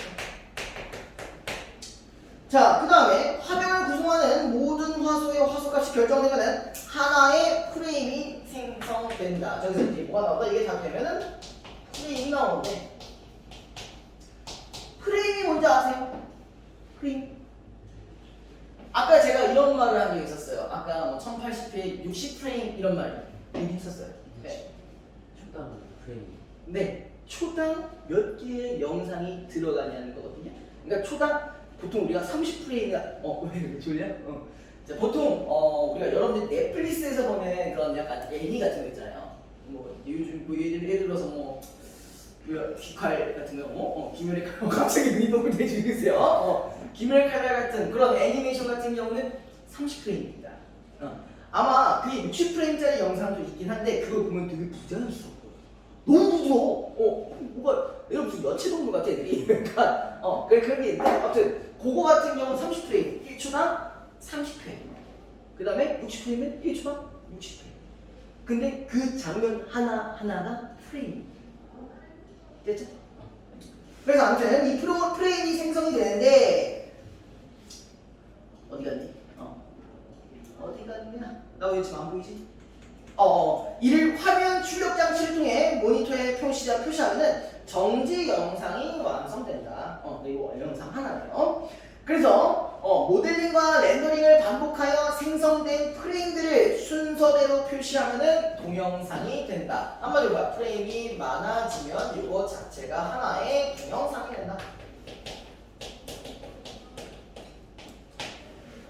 자, 프레임을 생성할 때 모델링과 관련된 계산을 완료한 후에 그 결과를 이용하여 렌더링을 위한 계산을 한다. 이때 자 거기 보면 정점의 개수가 많을수록 그 다음에 해상도가 높을수록 뭐가 연산량이 많아진다라고 했어요. 그럼 요거는 특징이 하나 있었습니다. 정점의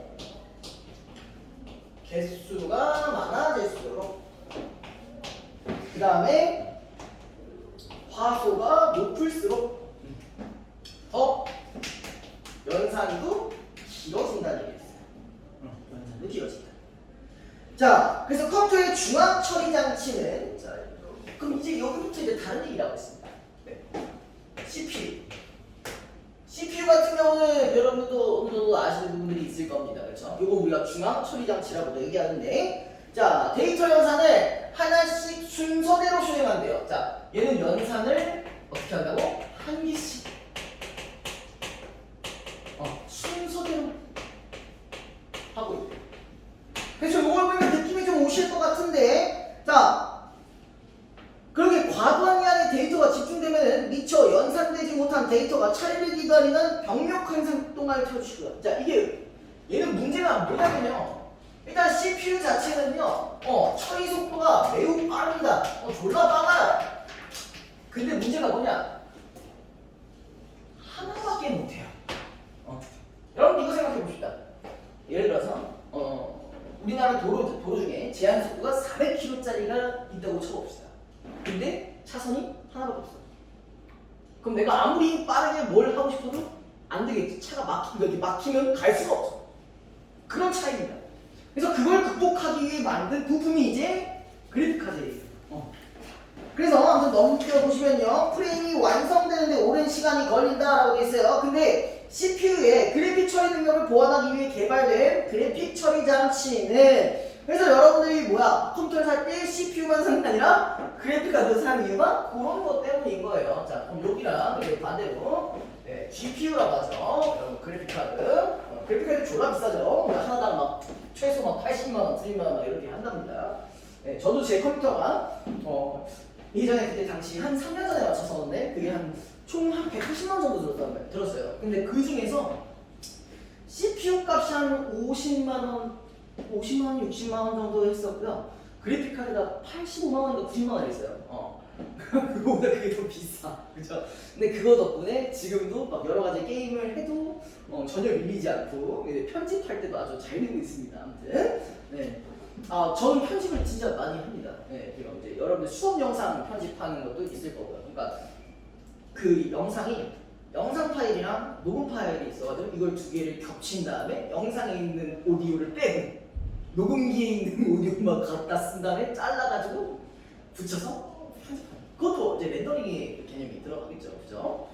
자, 아무튼 자, 연산을 비롯한 데이터 처리를 독립적으로 수행할 수 있는 장치인 코어를 수백에서 수천 개씩 탑재하고 있다라고 돼 있어요. 이 얘기는 뭐냐? 자, 코어가 수백 개 정도 있다라는 얘기는 얘랑 좀 다르다는 얘기예요. CPU는 코어가 하나밖에 없어요. 그러니까 한 번에 하나씩밖에 안 돼. 근데 얘는 어떻게 뭐가 가능한 거야? 다중으로 하기가 가능하겠죠. 그죠? 다중 연산이 가능합니다. 대신 근데 다중 연산이 가능하지만 얘는 약간 단점이 뭐냐면요, 처리 속도는 그렇게 빠르지는 않습니다. 빠르지는 않은데 한꺼번에 다량의 작업들을 할 수 있다는 장점들이 있어요.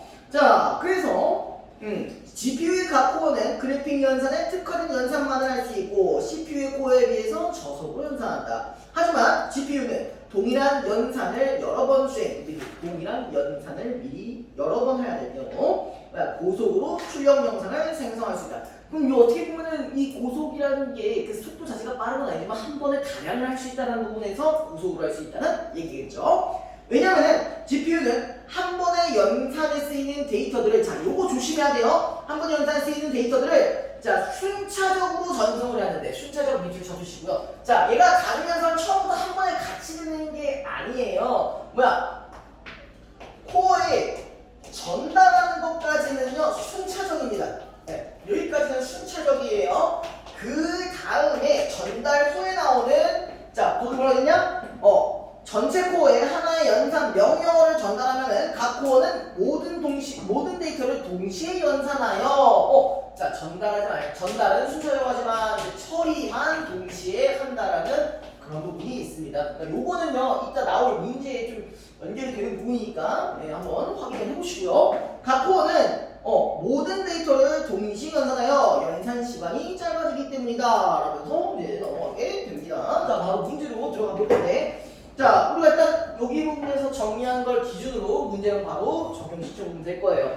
일단 지금 약간 과학이 약간 기술 원리가 들어가지고 기술 아까 약간 싫어하신다고 막 그랬던 것 같은데 다행히 여기서 하네요. 그쵸? 안 하면 속상 안 하고요. 자, 1번 위클에 대한 이해로 적절하지 않은 것은, 자, 1번 자연 영상은 모델링과 렌더링과 한계를 거치지 않고 생성된다. 맞니? 맞죠? 우리 여기 얘 같은 경우는 이런 거 할 필요가 없다라고 하셨어요. 그다음 2번 자, 렌더링에서 사용되는 물체 고유의 표면 특성은 화소값에 의해 결정된다라고 되어 있는데, 자, 우리 이거 뭔가 잘못된 것 같아요. 이거 뭐가 잘못된 것 같습니까? 화소값이 아니죠. 어떤 부분, 고유한 부분들은 어떤 부분에서 알 수 있어요?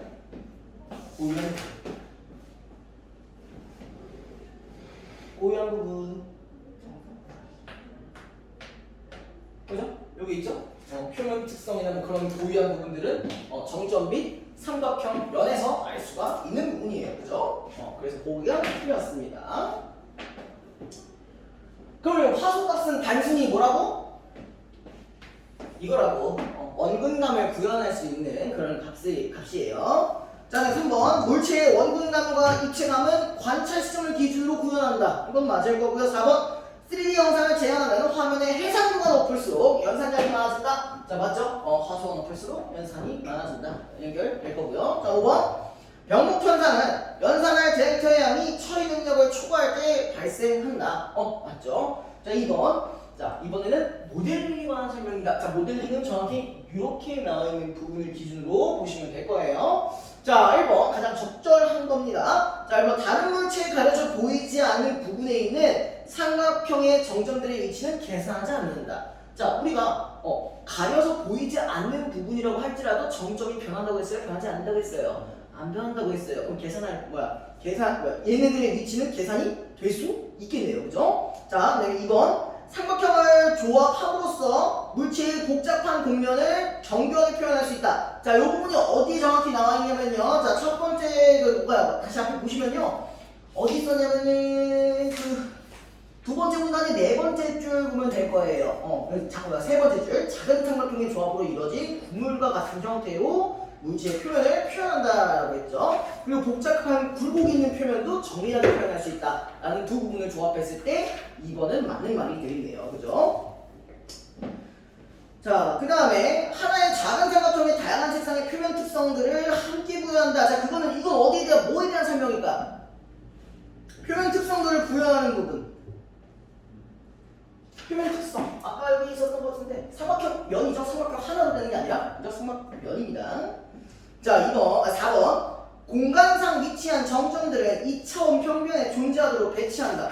일단 3D 영상이 있다는데 그때까지만 해도 일단 3D죠. 그렇죠? 3차원입니다. 자, 2번 다양하게 변할 수 있는 관찰 시점을 순차적으로 저장하는 게 아니라 특정 관찰 시점만 보면 된다고 했었죠. 자, 3번 기억에 대한 추론으로 적절한 것은 기억이 지금 뭐였냐면은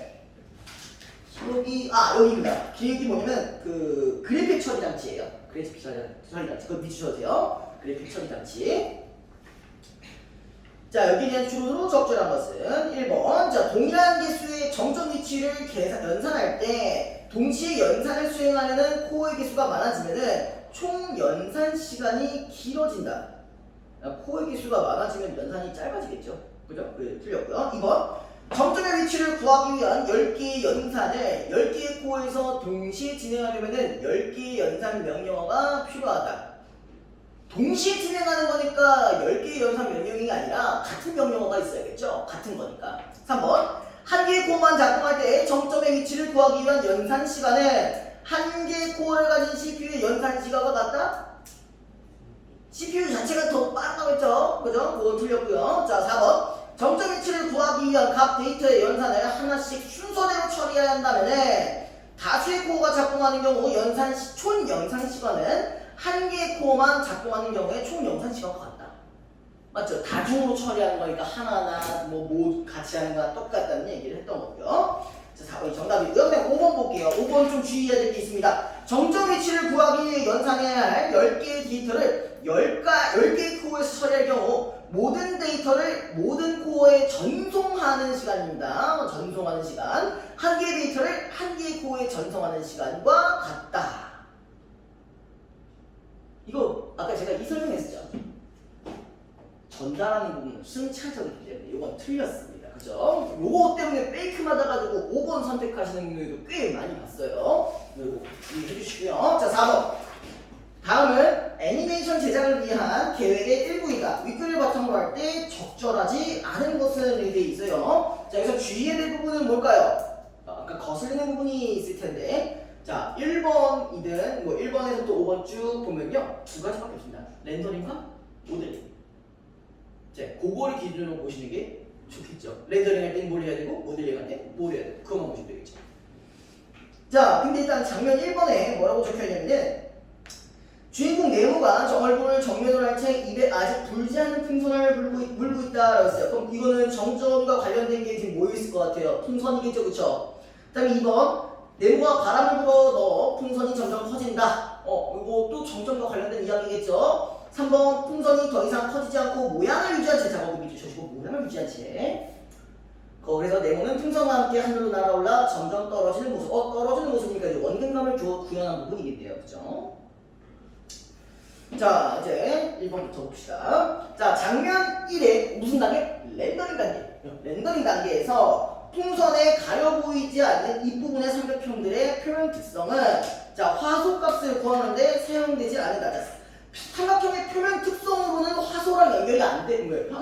화소값이랑 연결이 안 되겠죠, 그렇죠? 그다음에 2번 같은 경우 장면 2에 이번에 모델링입니다. 모델링 단계. 자, 모델링 단계에서 풍선에 있는 정점의 개수는 유지되겠다. 그렇지? 커진다고 해서 개수가 달라지지 않는다고 했었죠. 3번 장면 2의 모델링 단계에서 풍선에 있는 정점 사이의 거리가 멀어지겠다. 더 커지니까 이 사이가 더 멀어질 수 있겠죠. 맞아요?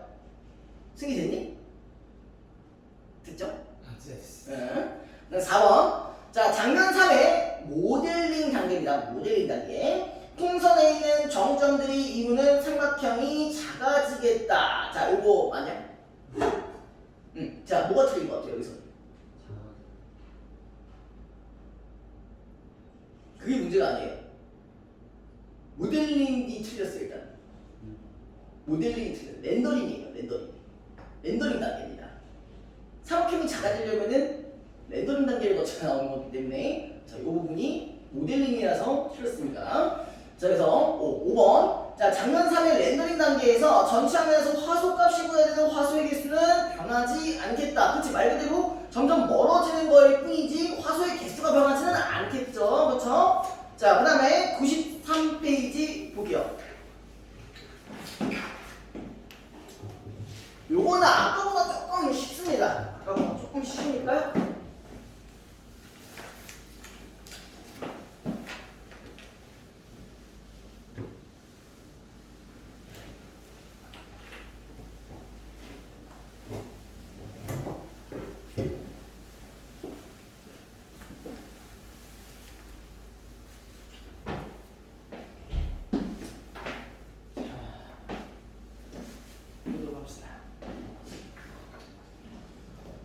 자, 거기 보시면요. 바로 해도 괜찮죠? 일단 뭐 하나 더 할게요. 자, 과거는 지나가 버렸기 때문에 역사가가 과거의 사실과 직접 만나는 것은 불가능한데, 자, 역사가는 사료를 매개로 과거와 만난다 그랬어요. 그럼 역사는 뭐랑 관련되어 있다? 사료라는 부분과 관련이 되어 있다 라고 인식을 하시면 될 것 같네요. 그죠? 사료는 과거를 그대로 재현하는 것은 아니기 때문에 불완전하다. 그래서 얘가 좀 불완전한 부분들이 분명히 있대요. 그 다음에 사료의 불완전성은 역사 연구의 범위를 제한하지만 그 불완전성 때문에 역사학의 학문이 될 수 있으며 역사는 끝없이 다시 서술된다. 그러니까 역사는 충분히 계속해서 바뀔 수 있다는 얘기겠죠. 자, 매개를 거치지 않은 채 손실되지 않은 과거와 만날 수 있다면 역사학이 설 자리가 없을 것이다. 그치? 우리가 뭐 타임머신을 있었으면은 뭐 그게 그때 당시에 팩트가 나왔기 때문에 뭐 당연히 그럴 수밖에 없겠죠. 자, 역사학은 전통적으로 자, 문헌 사료를 주로 활용해 왔다 그랬어요. 그럼 이 사료 중에서도 어떤 거? 문헌 사료라는 걸 사용할게요.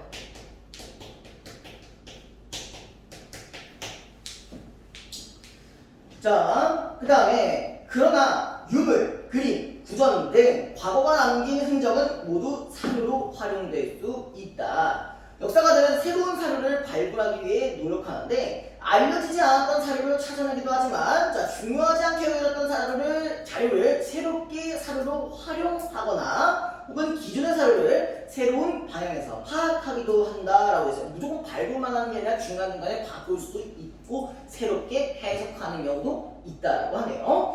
자, 평범한 사람들의 삶의 모습을 중점적인 주제로 다루었던 자, 미시사 연구에서 미시사라는 건 말 그대로 평범한 사람들의 역사를 서술하는 겁니다. 그럼 우리가 알고 있는 일반적인 역사는 누구의 이야기입니까? 보통 왕이나 지배층들의 이제 엘리트 계급에 이루어진 그런 게 이제 거시사고요. 요거 같은 경우는 좀 더 그치 미시사 같은 경우는 말 그대로 좀 더 숲을 보는 게 아니라 나무를 보는 거라고 느껴주시면 됩니다. 그러니까 거시사 같은 경우는 역사의 전체적인 흐름을 얘기하는 거라면 얘는 각각 그때 당시에 있었던 평범한 일상과 연결시켜주시면 됩니다. 자, 아무튼 얘는 이른바 서사적 자료에 주목한 것도 사료 발굴을 위한 노력의 결과이다라고 되어 있어요. 자, 근데 이제 갑자기 뭐가 나오냐? 시각 매체라는 말이 나왔습니다. 자, 시각 매체. 시각 매체라고 한다면은 일종의 영상, 드라마, 영화 이런 친구들이겠죠. 자, 얘네의 확장은요, 사료의 유형을 더욱 다양하게 했다. 일단 역사학에서 영화를 통한 역사서술에 대한 관심이죠. 영화를 통한 역사서술에 대한 관심. 그 다음에 영화를 사료로 파악하는 경향도 나타난다. 역사가들이 주로 사용하는 문헌사료의 언어는 대개 지시 대상과 물리적, 논리적 연관이 없는 추상화된 상징적 기호이다라고 했어요. 그럼 여기서 나오는 문헌사료는 우리가 상징적 기호래. 상징적 기호랑 연결이 되어 있다. 이것만 기억하시고요. 자, 그 다음에 반면 영화는 카메라 앞에 놓인 물리적 현실을 이미지화하기 때문에 그 자체로 물질성을 띈다. 즉, 영화의 이미지는 닮은 꼴로 삶을 지시하는 도상적 기호가 된다. 자, 또 뭐가 있을까요? 영화. 시각 매체 중에서도 영화랑 연결되는데 얘는 어떤 기호가 있다고요? 그냥 요건 그냥 알아만 두세요. 알아만 두세요. 요런 게 있다. 도상적 기호라는 게 있고요. 여러분들 이걸 이해 안 하셔도 상관은 없습니다. 그 다음에 또 피사체 과학적 메커니즘에 따라 피사체로부터 비롯된 영화의 이미지는 그 피사체가 있었음을 지시하는 지표적 기호라는 것도 있대요. 지표적 기호. 그러니까 우리가 일반적으로 알고 있는 문헌사료와 영화는 이런 기호적인 측면에서 다르다는 정도만 알고 가시면 돼요. 됐죠? 자, 예를 들어서 다큐멘터리 영화는 피사체와 밀접한 연관성을 갖기 때문에 피사체의 진정성에 대한 믿음을 보양하여 언어적 서술에 비해 호소력 있는 서술로 비추어지게 된다. 그러니까 다큐 같은 경우는 오히려 좀 더 호소성이 있을 수 있다라는 얘기를 하고 있어요. 다큐 같은 경우. 자, 그렇다면 영화는 역사와 어떻게 관계를 맺고 있을까? 라면서 기준이 두 가지가 나옵니다. 역사에 대한 영화적 독해. 역사에 대한 영화적인 독해가 있고요. 그 다음에 이제 영화에 대한 역사적 독해라는 말이 아마 나와 있을 겁니다. 맞죠? 자, 그 기준 볼게요. 영화와 역사의 관계에 대한 두 축을 이룬다. 그래서 역사에 대한 영화적 독해는 뭘 것 같아요? 말 그대로 역사를 영화로 어떻게 구현했느냐가 중요하겠죠. 그죠? 영화라는 매체로 역사를 해석하고 평가하는 작업과 연결된다. 자, 이거는 해석. 그 다음에 평가라는 워딩을 넣어주시면 되고요. 그 다음에 영화에는 자기 나름의 시선을 서사와 표현 기법으로 녹여내어 역사를 비평할 수 있다. 역사를 소재로 한 역사 영화는 역사적 고증에 충실한 개연적 역사 서술 방식을 취할 수 있다. 그래서 그럼 얘는 뭐랑 관련되는 거예요? 역사를 고증하는 부분이랑 연결이 될 겁니다. 그죠? 고증. 자, 그 다음에 혹은 역사적 사실을 자원으로 삼되 상상력에 의존하여 가공의 인물과 사건을 덧대는 상상적 역사 서술 방식을 취할 수도 있다. 그러니까 고증을 좀 잘 표현하거나 아니면은 상상하거나 둘 다 가능하대요. 그죠? 여기까지 됐어요? 자, 그 다음에 그러나 비단 역사 영화만이 역사를 재현하는 것은 아닌데 모든 영화는 명시적이거나 우회적인 명시적인 건 직접적인 방법이고 우회적인 간접적인 방법이겠죠. 그쵸? 요거 방법으로 역사를 증언하는데 영화에 대한 역사적 독해. 자, 이번엔 이문이에요. 여기에 대한 설명. 자, 얘는 영화에 담겨있는 역사적 흔적과 맥락을 검토한다. 자, 여기 이건 어떤 어디 들어가느냐? 흔적과 맥락을 파악한다는 부분을 보셔야 돼요. 그죠? 역사가는 영화 속에 나타난 풍속, 생활상 등을 통해 역사의 외연을 확장할 수 있다. 나아가 제작 당시 대중이 공유하던 욕망, 강박, 믿음, 좌절 등의 집단적 무의식과 더불어 자 얘는 뭐도 할 수 있다고? 집단적 무의식.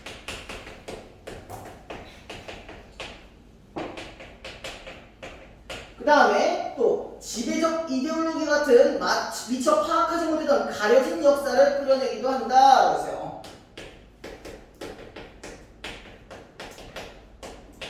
이런 것들.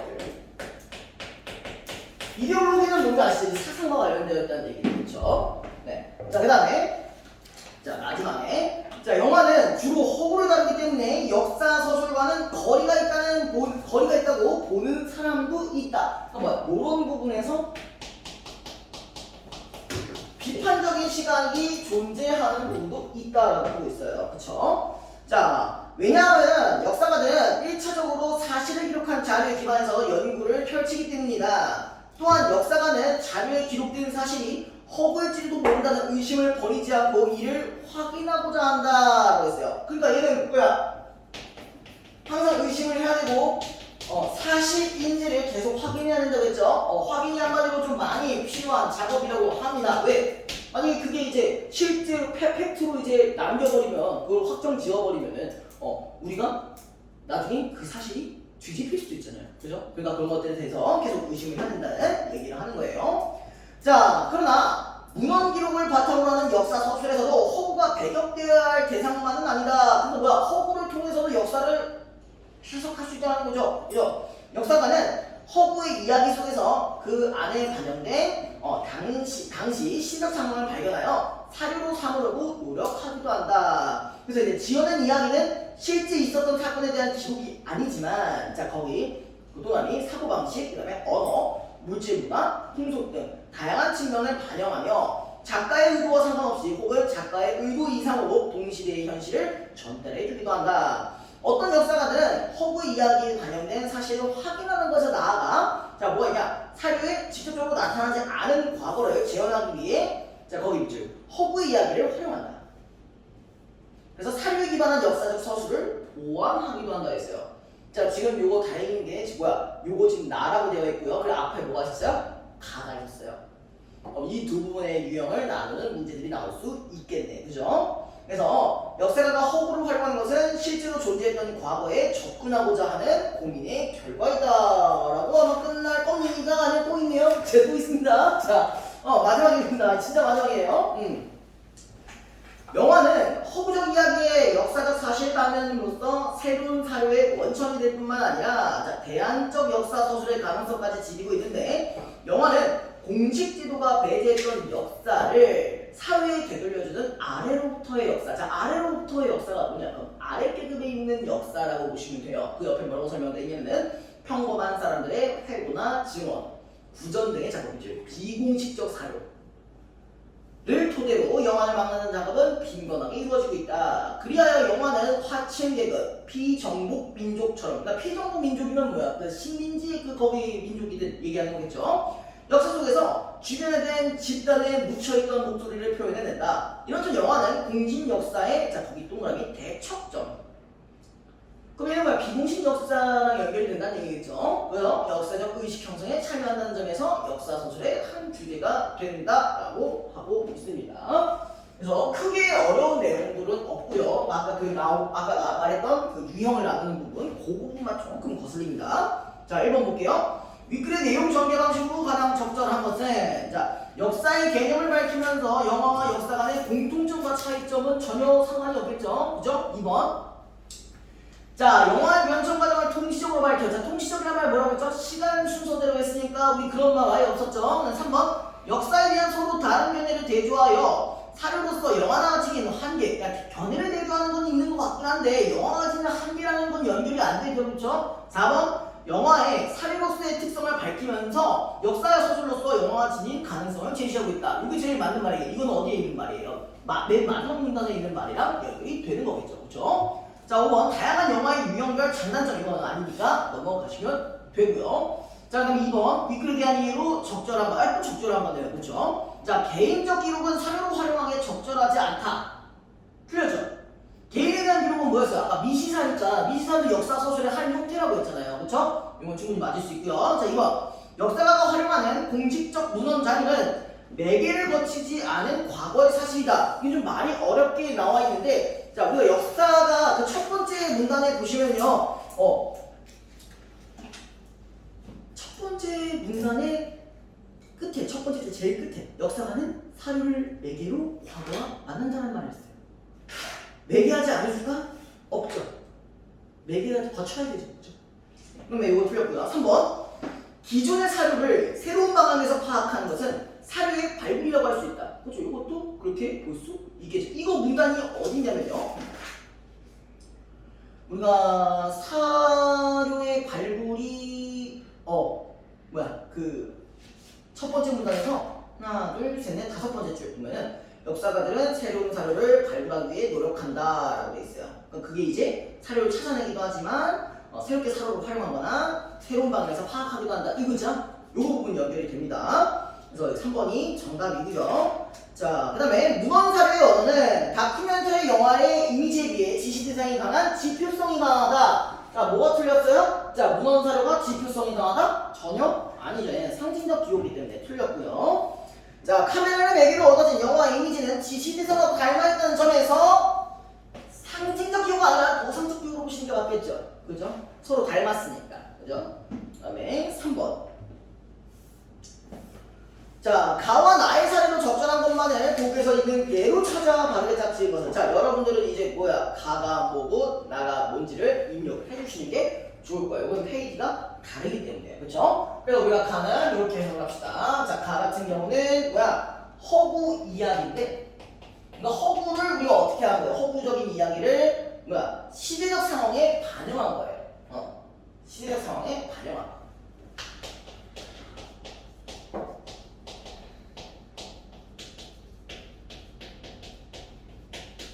자, 그 다음에 나 부분은 이제 뭐냐면요. 나 부분은 자, 과거를 통해서, 근데 과거를 약간 과거를 이제 거기서 뭐라고 나와있냐면은, 자, 나 부분 잠깐 보시면요, 과거를 재현하기 위해 허구의 이야기를 활용한다는 부분이 있었습니다. 그 다음에 서술을 보완했다. 과거를 전하면서 허구를 이제 보완했다. 허구 이야기를 활용하여 역사적 서술을 보완했다. 자, 보고 기준으로 다시 이제 기억으로 넘어가 봅시다. 자, 기억을 보시면요, 조선 후기 유행했던 판소리를 자료로 활용하여 그냥 허구 이야기를 자료로 활용했죠. 당시 음식 문화의 실상을 파악하셔야 됐다. 그때 당시 시대적 상황을 파악한 거니까 얘는 가에 좀 더 가깝겠죠. 많이 이해됐어요, 이거? 인사님. 자, 그 다음에 2번. 자, 니은. 기원전 3세기경에 편찬된 것으로 알려진 경전의 일부에, 일단 경전의 일부에 사용된 어휘를 면밀히 분석하여. 자, 경전이라고 했으니까 이건 뭐야? 사실에 좀 더 가깝죠? 그죠? 허구 아니죠, 얘. 그죠? 어휘를 분석해서 그 경전의 일부가 후대에 첨가되었을 가능성을 검토했다. 이건 허구랑 관련된 이야기가 아예 없기 때문에 둘 다 해당되지 않습니다. 사실에 대한 얘기입니다. 자, 지금 중국 명나라 때의 상골의 관행을 연구하기 위해, 그럼 이거는 뭐야? 명나라 때 유행한 다양한 소설들에서 상업활동과 관련된 내용을 모아 공통된 요소를 분석했다. 그럼 이것도 뭐야? 허구 이야기를 통해 시대적 상황을 분석한 부분이랑 연결이 되겠죠. 그쵸? 그럼 이것도 가에 가깝겠는데요. 그쵸? 리을 17세기의 사건 기록에서 찾아낸 한 평범한 여성의 삶에 대한 역사서를 쓰면서 그 여성의 심리를 묘사하기 위해 같은 시대에 나온 사라집의 여러 곳에서 문장을 차용했다. 자, 역사서를 쓰기 위해서 허구 이야기를 보면서 보완을 했대. 이건 나에 해당하는 부분입니다. 그죠? 넘깁시다. 자, 4번. 기억에 나타난 역사가의 관점. 기억이 지금 어딨냐? 기억이 자료에 기록된 사실이 허구일지도 모른다는, 자, 의심을 버리지 않는다. 그 부분 꼭 기억하시는 의심을 버리지 않는다. 그 다음에 A를 비판한 내용. 자, A는 지금 뭐야? 영화는 뭐 허구적 이야기에 뭐 이런 역사소설 가능성까지 지니고 있다는 얘기니까 여기에 대해 비판하려면 어떻게 돼야 돼? 우리가 영화를 활용하더라도 끝까지 의심을 해야 된다 라는 식의 내용이 있어야 될 겁니다. 그죠? 그 의심과 관련된 게 뭘까요? 자, 일단 1번은 영화는 많은 사실 정보를 담고 있기 때문에 이걸 의심을 안 하고 있는 거잖아. 그죠? 이건 아니고, 그죠? 2번 하층 계급의 역사를 서술하기 위해서는 허구를 포함하는 자료에 주목해야 된다. 그거는 전혀 아니죠? 의심해야 된다니까. 3번 영화가 늘 공식 역사의 대척점에 있는 것은 아니며 공식 역사의 입장에서 지배적 이데올로기를 선전하는 수단으로 활용되고는 했다. 이것도 마찬가지 의심 안 하고 하는 말이랑 똑같죠. 4번 주변에 대한 집단의 목소리는 그 집단의 이해관계를 반영하기 때문에 그것에 바탕을 둔 영화는 주관에 매몰된 역사 서술일 뿐이다. 요건 조금 이제 비슷한 것 같긴 한데, 자, 밑에 것까지 보고 판단을 합시다. 자, 5번 기억이나 구술 증언은 거짓이거나 변형된 가능성이 있기 때문에 다른 자료와 비교하여 진위 여부를 이 검증한다는 건 제가 의심한다는 얘기잖아요. 그죠? 후에야 사료로 사용이 가능하다. 얘가 극단적으로 못 쓴다고 한 적은 없어요. 사용하려면 의심을 하자는 얘기이기 때문에 5번이 정답입니다. 자, 5번 윗그림 바탕으로 보기를 이해한 내용으로 적절하지 않은 것은, 자, 요런 두 가지 영화가 있습니다. 1982년작 영화 마르트 엥겔의 귀향은, 자, 거기 밑줄 16세기 중엽 프랑스 농촌의 보통 사람들, 그다음에 재판기로 이렇게 되죠. 그럼 얘는 뭐야? 어떤 역사예요? 미시사랑 연결되는 거겠죠? 그렇죠? 당시 사건의 정황과 생활상에 대한 고증도를 채워주고요. 고증이라고 했으니까 요거에 조금 더 가까운 것 같아요. 지금 요 부분, 그죠? 한 역사가는 영화 제작 이후 재판 기록을 포함한 다양한 문서들을 근거로 동명의 역사서를 출판했다. 자, 1993년 영화 마르트 엥겔의 귀향은 19세기 중엽 미국을 배경으로 하여 허구적 인물과 사건으로 재구성한 영화 서머스비로 탈바꿈했다. 자, 이번에는 뭐가 바뀌었어? 시대적 상황이 바뀌었네요. 그쵸? 비슷한 영화인데 재구성했대요. 그쵸? 허구적 인물로 재구성했대요.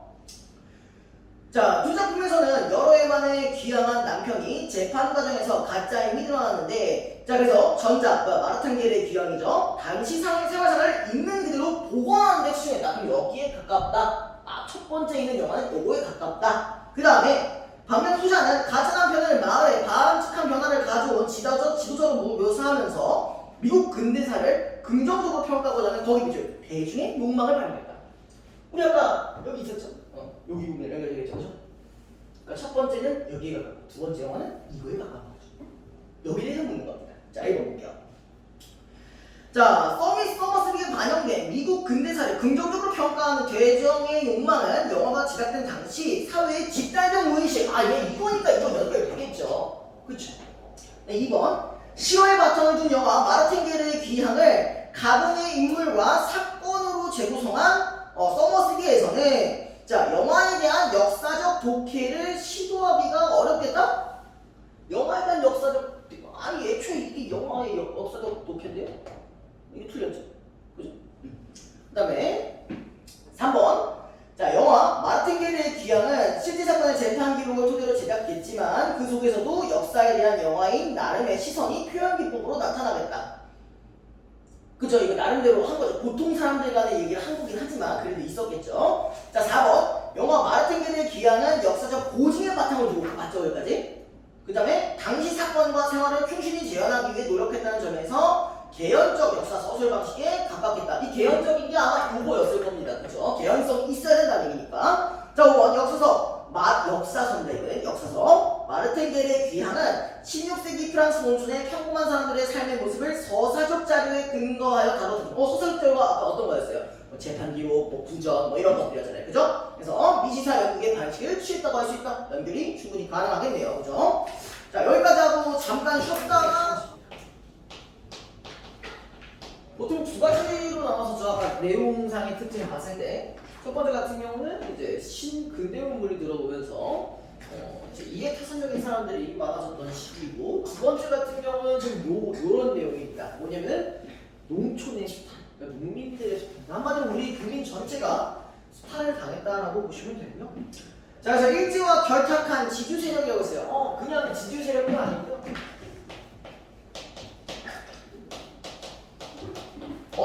일제야. 결탁했어요. 그럼 이 얘기는 뭐냐? 친일파이네요, 그죠?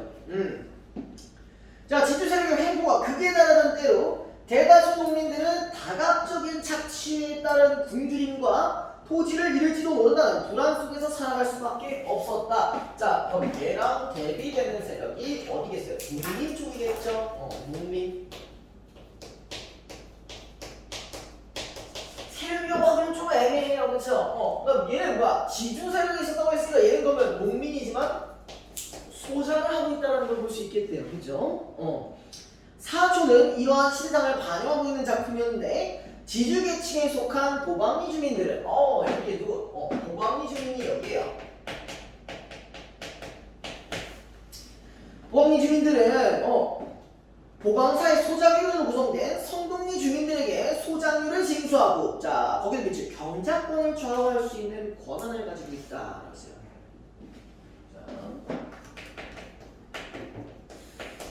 한마디로 뭐가 있다는 거야? 권한이 있다는 건 권력이 있다는 얘기입니다. 얘한테 영향을 줄 수 있는 권력. 근데 그것도 그냥 권력도 아니고 경작권이에요. 그럼 경작권이라는 얘기는 얘네가 허락해주지 않으면 소작도 못한다는 얘기입니다. 한마디로 뭘 위협받을 수 있다는 거예요? 그러니까 생계를 직접적으로 위협을 받을 수 있다는 얘기죠. 그렇죠? 자, 이들은 조합이라는 제도적 장치를 매개로 농민들을 수탈함으로써 자, 조합이라는 것도 있습니다. 조합.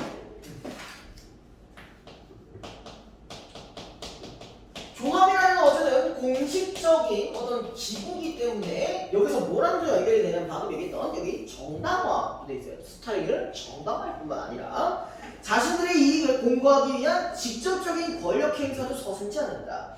이에 성동리 주민들은 서로에 대한 연대의식을 바탕으로 부당한 힘에 맞서고자 하는 자 뭐하다 집단적 움직임이 보였대요.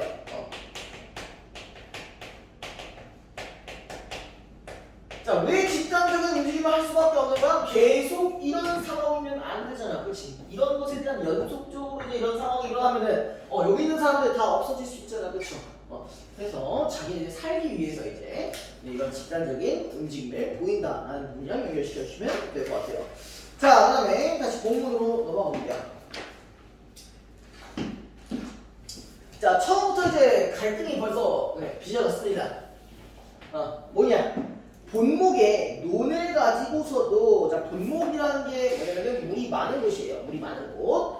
그쪽에 논을 가지고서도 자 유아독전식으로 날뛰는 절사람들의 세도에 눌려 아까 절사람들이 얘네라고 했죠. 그쵸? 얘네 얘네 눌려 흘러오는 물조차 마음대로 못된 곰보 고서방을 자 첫 번째 이야기 고서방입니다.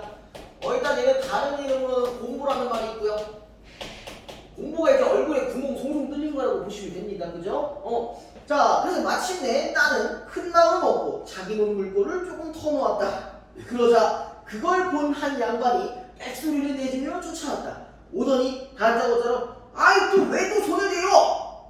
이제 그 물도 다 돼가고 하니 나도 좀 돼야죠 하다가 고소방은 자기 말이 너무 약한 것을 깨닫고 한마디 더 보태었다. 일단 기본적으로 불만이 있습니다. 그죠? 그래서 이거 뭐야?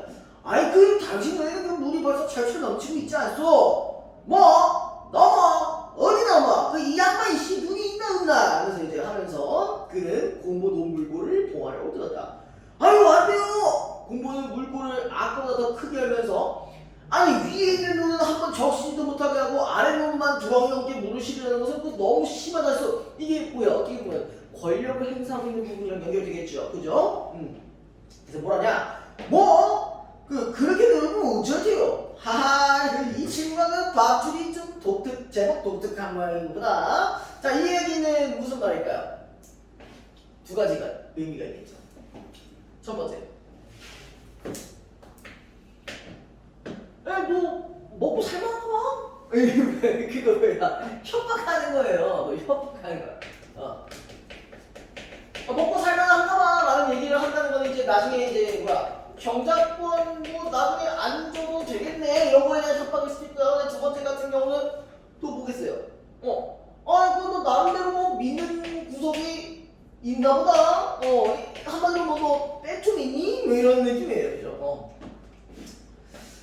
자, 그 다음에 그는 비쪽 냉소를 했다. 이 친구? 네 집에는 그래 애비도 삼촌도 없니? 그 누굴 보고 이 친구 저 친구해? 뭐가 어째? 야, 그 이 녀석이 제법 꼴값을 하는구만. 어디 상판되게 빵꾸를 좀 더 내줄까? 이 빵꾸가 아까 얘기한 공부 얘기하는 거죠? 그게 어쨌든 그게 뭐야?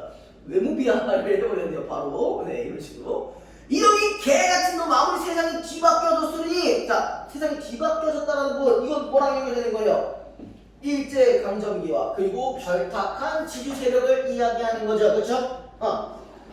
자, 그는 다른 사람도 다 들으라는 듯이 소리를 높였으니 애끼 그것같은 녀석 그리고 제보가 몸피가 큰 공보에 땀을 향해 달렸다. 자, 분명 등치가 양반이 더 조그만해요. 조그만해요. 다 조그만한데 그것도 등치 큰 새끼를 그냥 땀을 풀어가렸어요. 왜 그런 거예요?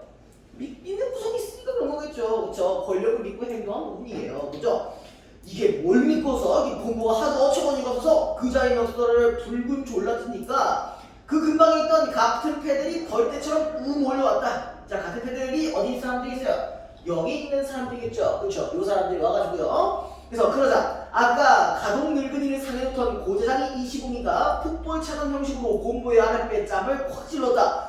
야, 이씨 뭐야? 그 아랫배를 그냥 여러분들 축구하듯이 그냥 발로 까버렸다는 얘기예요. 그죠? 공부는 하며 그 자리에 쓰러졌다.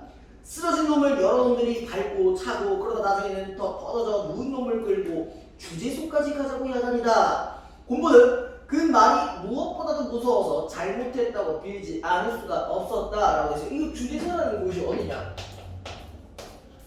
주제소 같은 공간도 뭐하는 공간이에요? 원래는 이제 일종의 파출소 같은 공간입니다. 파출소 같은 공간인데, 자, 그럼 여기는요. 그러면 만약에 여기를 갖다 쳐요.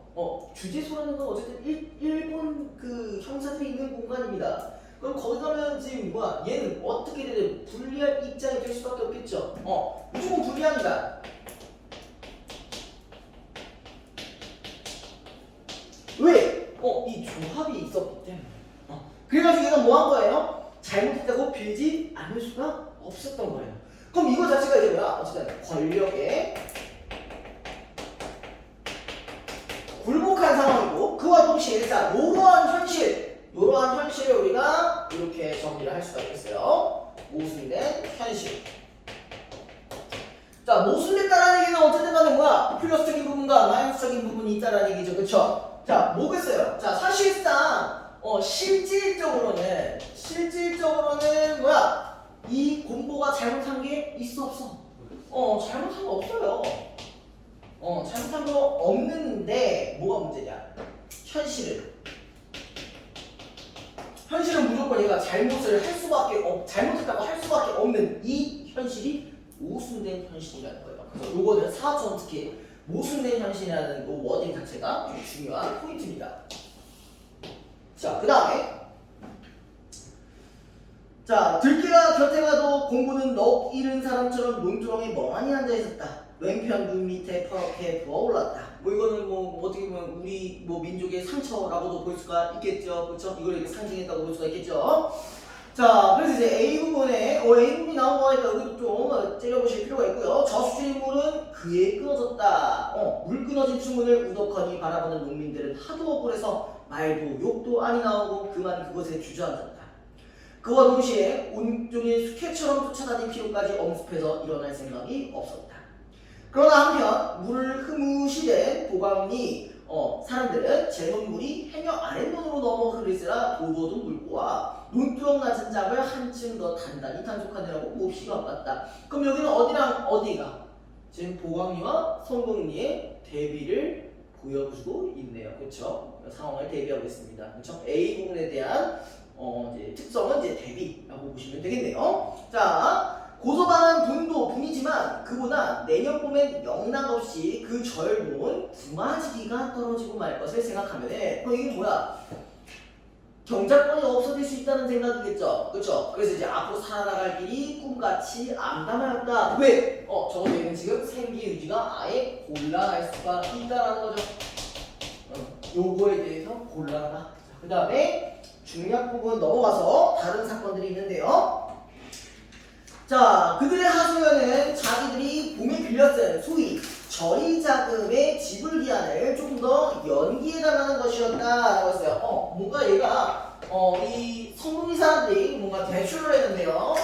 자꾸 뭐라고 돼 있냐? 뭘 연기해달라고? 상환을 연기해달라고 하고 있어요. 요런 사건인데, 자, 근데 보강사 소작인들은 해마다 소작료와 또 소작료 매석에 대하여 넣어대시긴 하는 조합비와 얘는 내는 게 존나게 많아요. 소작료가 기본빵으로 들어가고요. 그 다음에 조합비라는 게 들어가고요. 그 다음에 또 뭐가 있냐? 비료대금가 있고요. 비료대금. 그 다음에 이자도 있대요. 그럼 얘는 뭐야? 이렇게 읽어봤을 때 그 복이 나오는 부분에 연결될 거예요. 다중으로 착취당하는 상황이랑 연결이 될 겁니다. 다중 착취.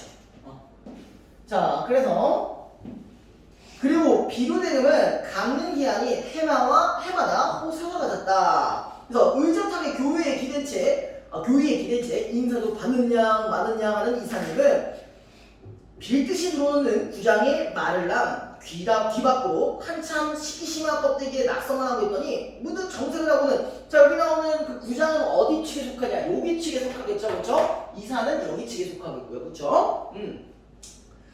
아유, 귀치 않은 돈에 붙이지 않는 게 어때요? 너 그냥 이렇게 못낼 거면 소책하지 마. 이런 얘기 좀 소책하지 마. 해 던졌다. 아이, 해마다 이게 무슨 짓들이요? 나도 이제 그 우는 소리는 듣기만 해도 귀찮소. 아니 뭐 호세만 내고 버티겠거든. 의디 한번 버텨보도 보시려고. 그러니까 이거 기한 늘려달라고 했는데 아이 뭐 좁다 이런 거잖아, 그죠? 자, 그래서 누가 어디 조합돈을 안 내겠다는 겁니까? 조금만 연기를 해달라는 거지요. 이번엔 또쭈리가 말을 받았다. 아유, 그 내는 안 되네. 당신은 입맛대로 해보셔. 나는 더 이상 당신들하고는 이야기 안 하겠소. 이사님은 살결 좋은 얼굴에 저기 녹이 뛰더니 그들 틈에 끼어있는 곰보를 보고서는, 아까 곰보가 이 새끼죠, 얘죠, 얘. 그래서 뭐라고 하냐? 아니 고성아, 그 당신 또 뭐하러 왔어? 그 작년 것도 못 다내고서 그 뭔나 소리 보니? 이렇게 되고 있어요. 매섭게 꼬집었다. 그리고 그는 다시 장부를 지적거리면서 하던 일을 계속했다. 이내는 허탕을 치고 밖으로 나왔다. 그리고 며칠 뒤 저수지 및 고소방의 눈을 비롯하여 여기저기에 그의 입도 차압의 팻말이 붙기 시작했다. 차압이란 말 들어본 적 있어요? 압류, 그 빨간 딱지 있잖아. 그 경매로 넘어간다 이런 거 있잖아. 소유권이 이전된다 뭐 이런 얘기예요.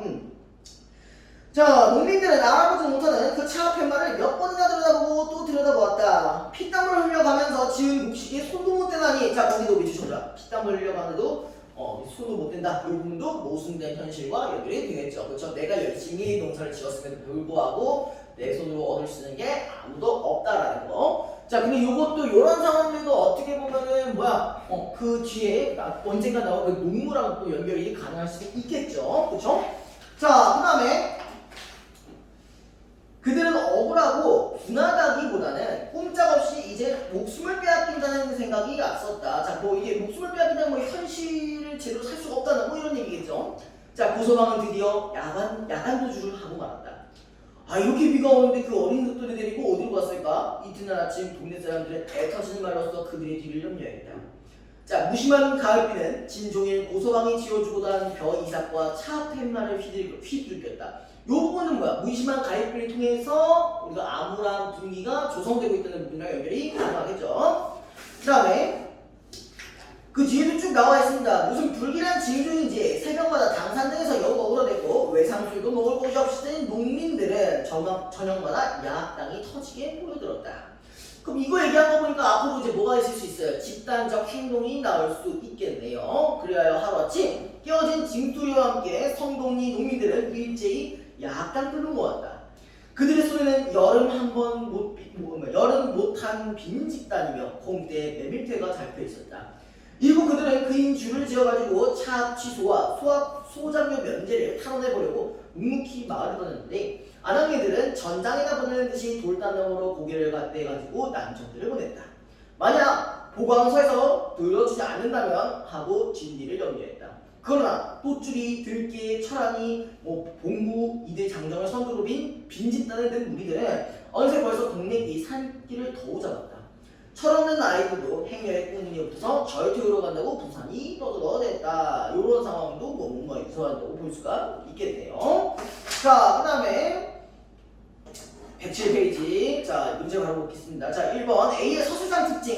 지금 제가 이거 뭐라고 했었어요? A가 그 두 마을이 대비했다라고 했죠. 그쵸? 그럼 요거는 5번이랑 바로 연결이 가능하겠죠? 서로 대립관계에 있는 인물들의 행동을 묘사했다. 그리고 각각의 처지를 대비하고 있다. 연결 가능하겠죠? 자, 2번 윗글의 내용에 대한 이해로 적절하지 않은 것은 1번 성동리 농민들은 조합에서 빌려 쓴 돈을 제때 갚지 못해 곤란한 경우다. 그치? 연기해달라고 했으니까 이거 연결 가능하겠죠? 2번 조합의 이사는 성동리 농민들의 어려운 사정을 듣고도 소장료를 올리려 한다. 이거 올린다는 얘기가 아니라 대출 그 연장 안 해준다는 얘기를 한 거잖아. 그죠? 그래서 이게 틀렸고요. 3번 고소방은 함께 대화를 나누던 보광리 사람이 자신을 하냐고 냉소하자 울분을 표출했다. 그치? 나름대로 이 개새끼를 막 했잖아요. 그죠? 4번 고소방은 일방적으로 폭행을 당하고도 주제소에 가면 불리한 처우를 받을 것이라 여긴다. 그러니까 요거 불리한 입장이 된다고 할 수 있었죠. 그쵸? 5번 성동리 아랑이들은 보강사에서 남정들의 탐험을 들어주지 않을 경우 벌어질 일에 대해 걱정하다가 전에 태운다 만다 이런 말이 있었으니까 연결될 거고요. 3번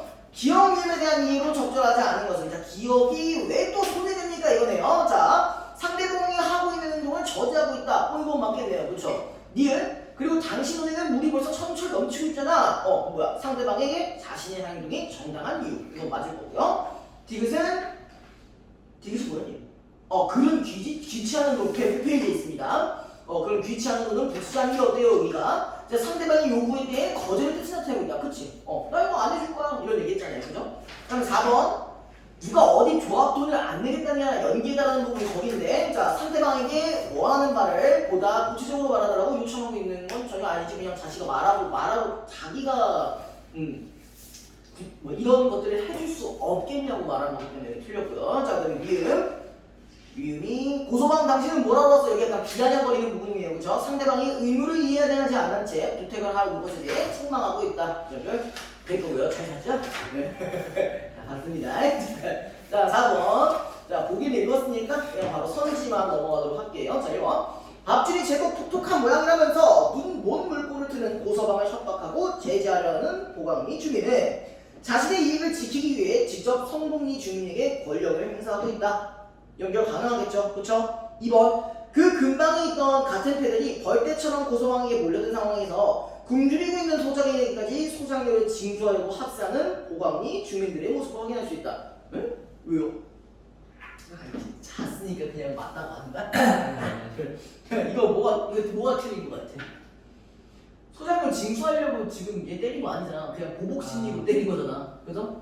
그래서 그 부분이 틀렸습니다. 자, 3번 고서방이 내년 봄엔 영락없이 그 저희로 두마지기를 잃을 것을 결정한 이유는 보광리 주민들이 그 논에 경작권에 영향을 미칠 수 있다. 그치? 권력이 많은 애들이라고 했으니까 충분히 연결 가능하고요. 4번 성동리 주민들이 하소연이 받아들여지지 않고 여기저기에 입도차압의 팻말이 붙은 상황에서 조합이라는 제도적 장치를 통해 농민을 주차했던 지주제도의 횡포가 드러난다. 연결될 거고요. 자, 5번 일제히 야학당들로 모여들어 보강사로 향하는 성동리 주민들은 서로에 대한 연대를 바탕으로 부당한 힘에 집단적으로 저항한다. 맞죠? 그죠? 그래서 여기까지 합시다. 여기까지 하시고요. 가르침은 제가 내일 아침에 따로 데스크에 세팅할 테니까 쉬는 시간대에 그때 가져가시면 될 것 같아요. 여기까지 할게요.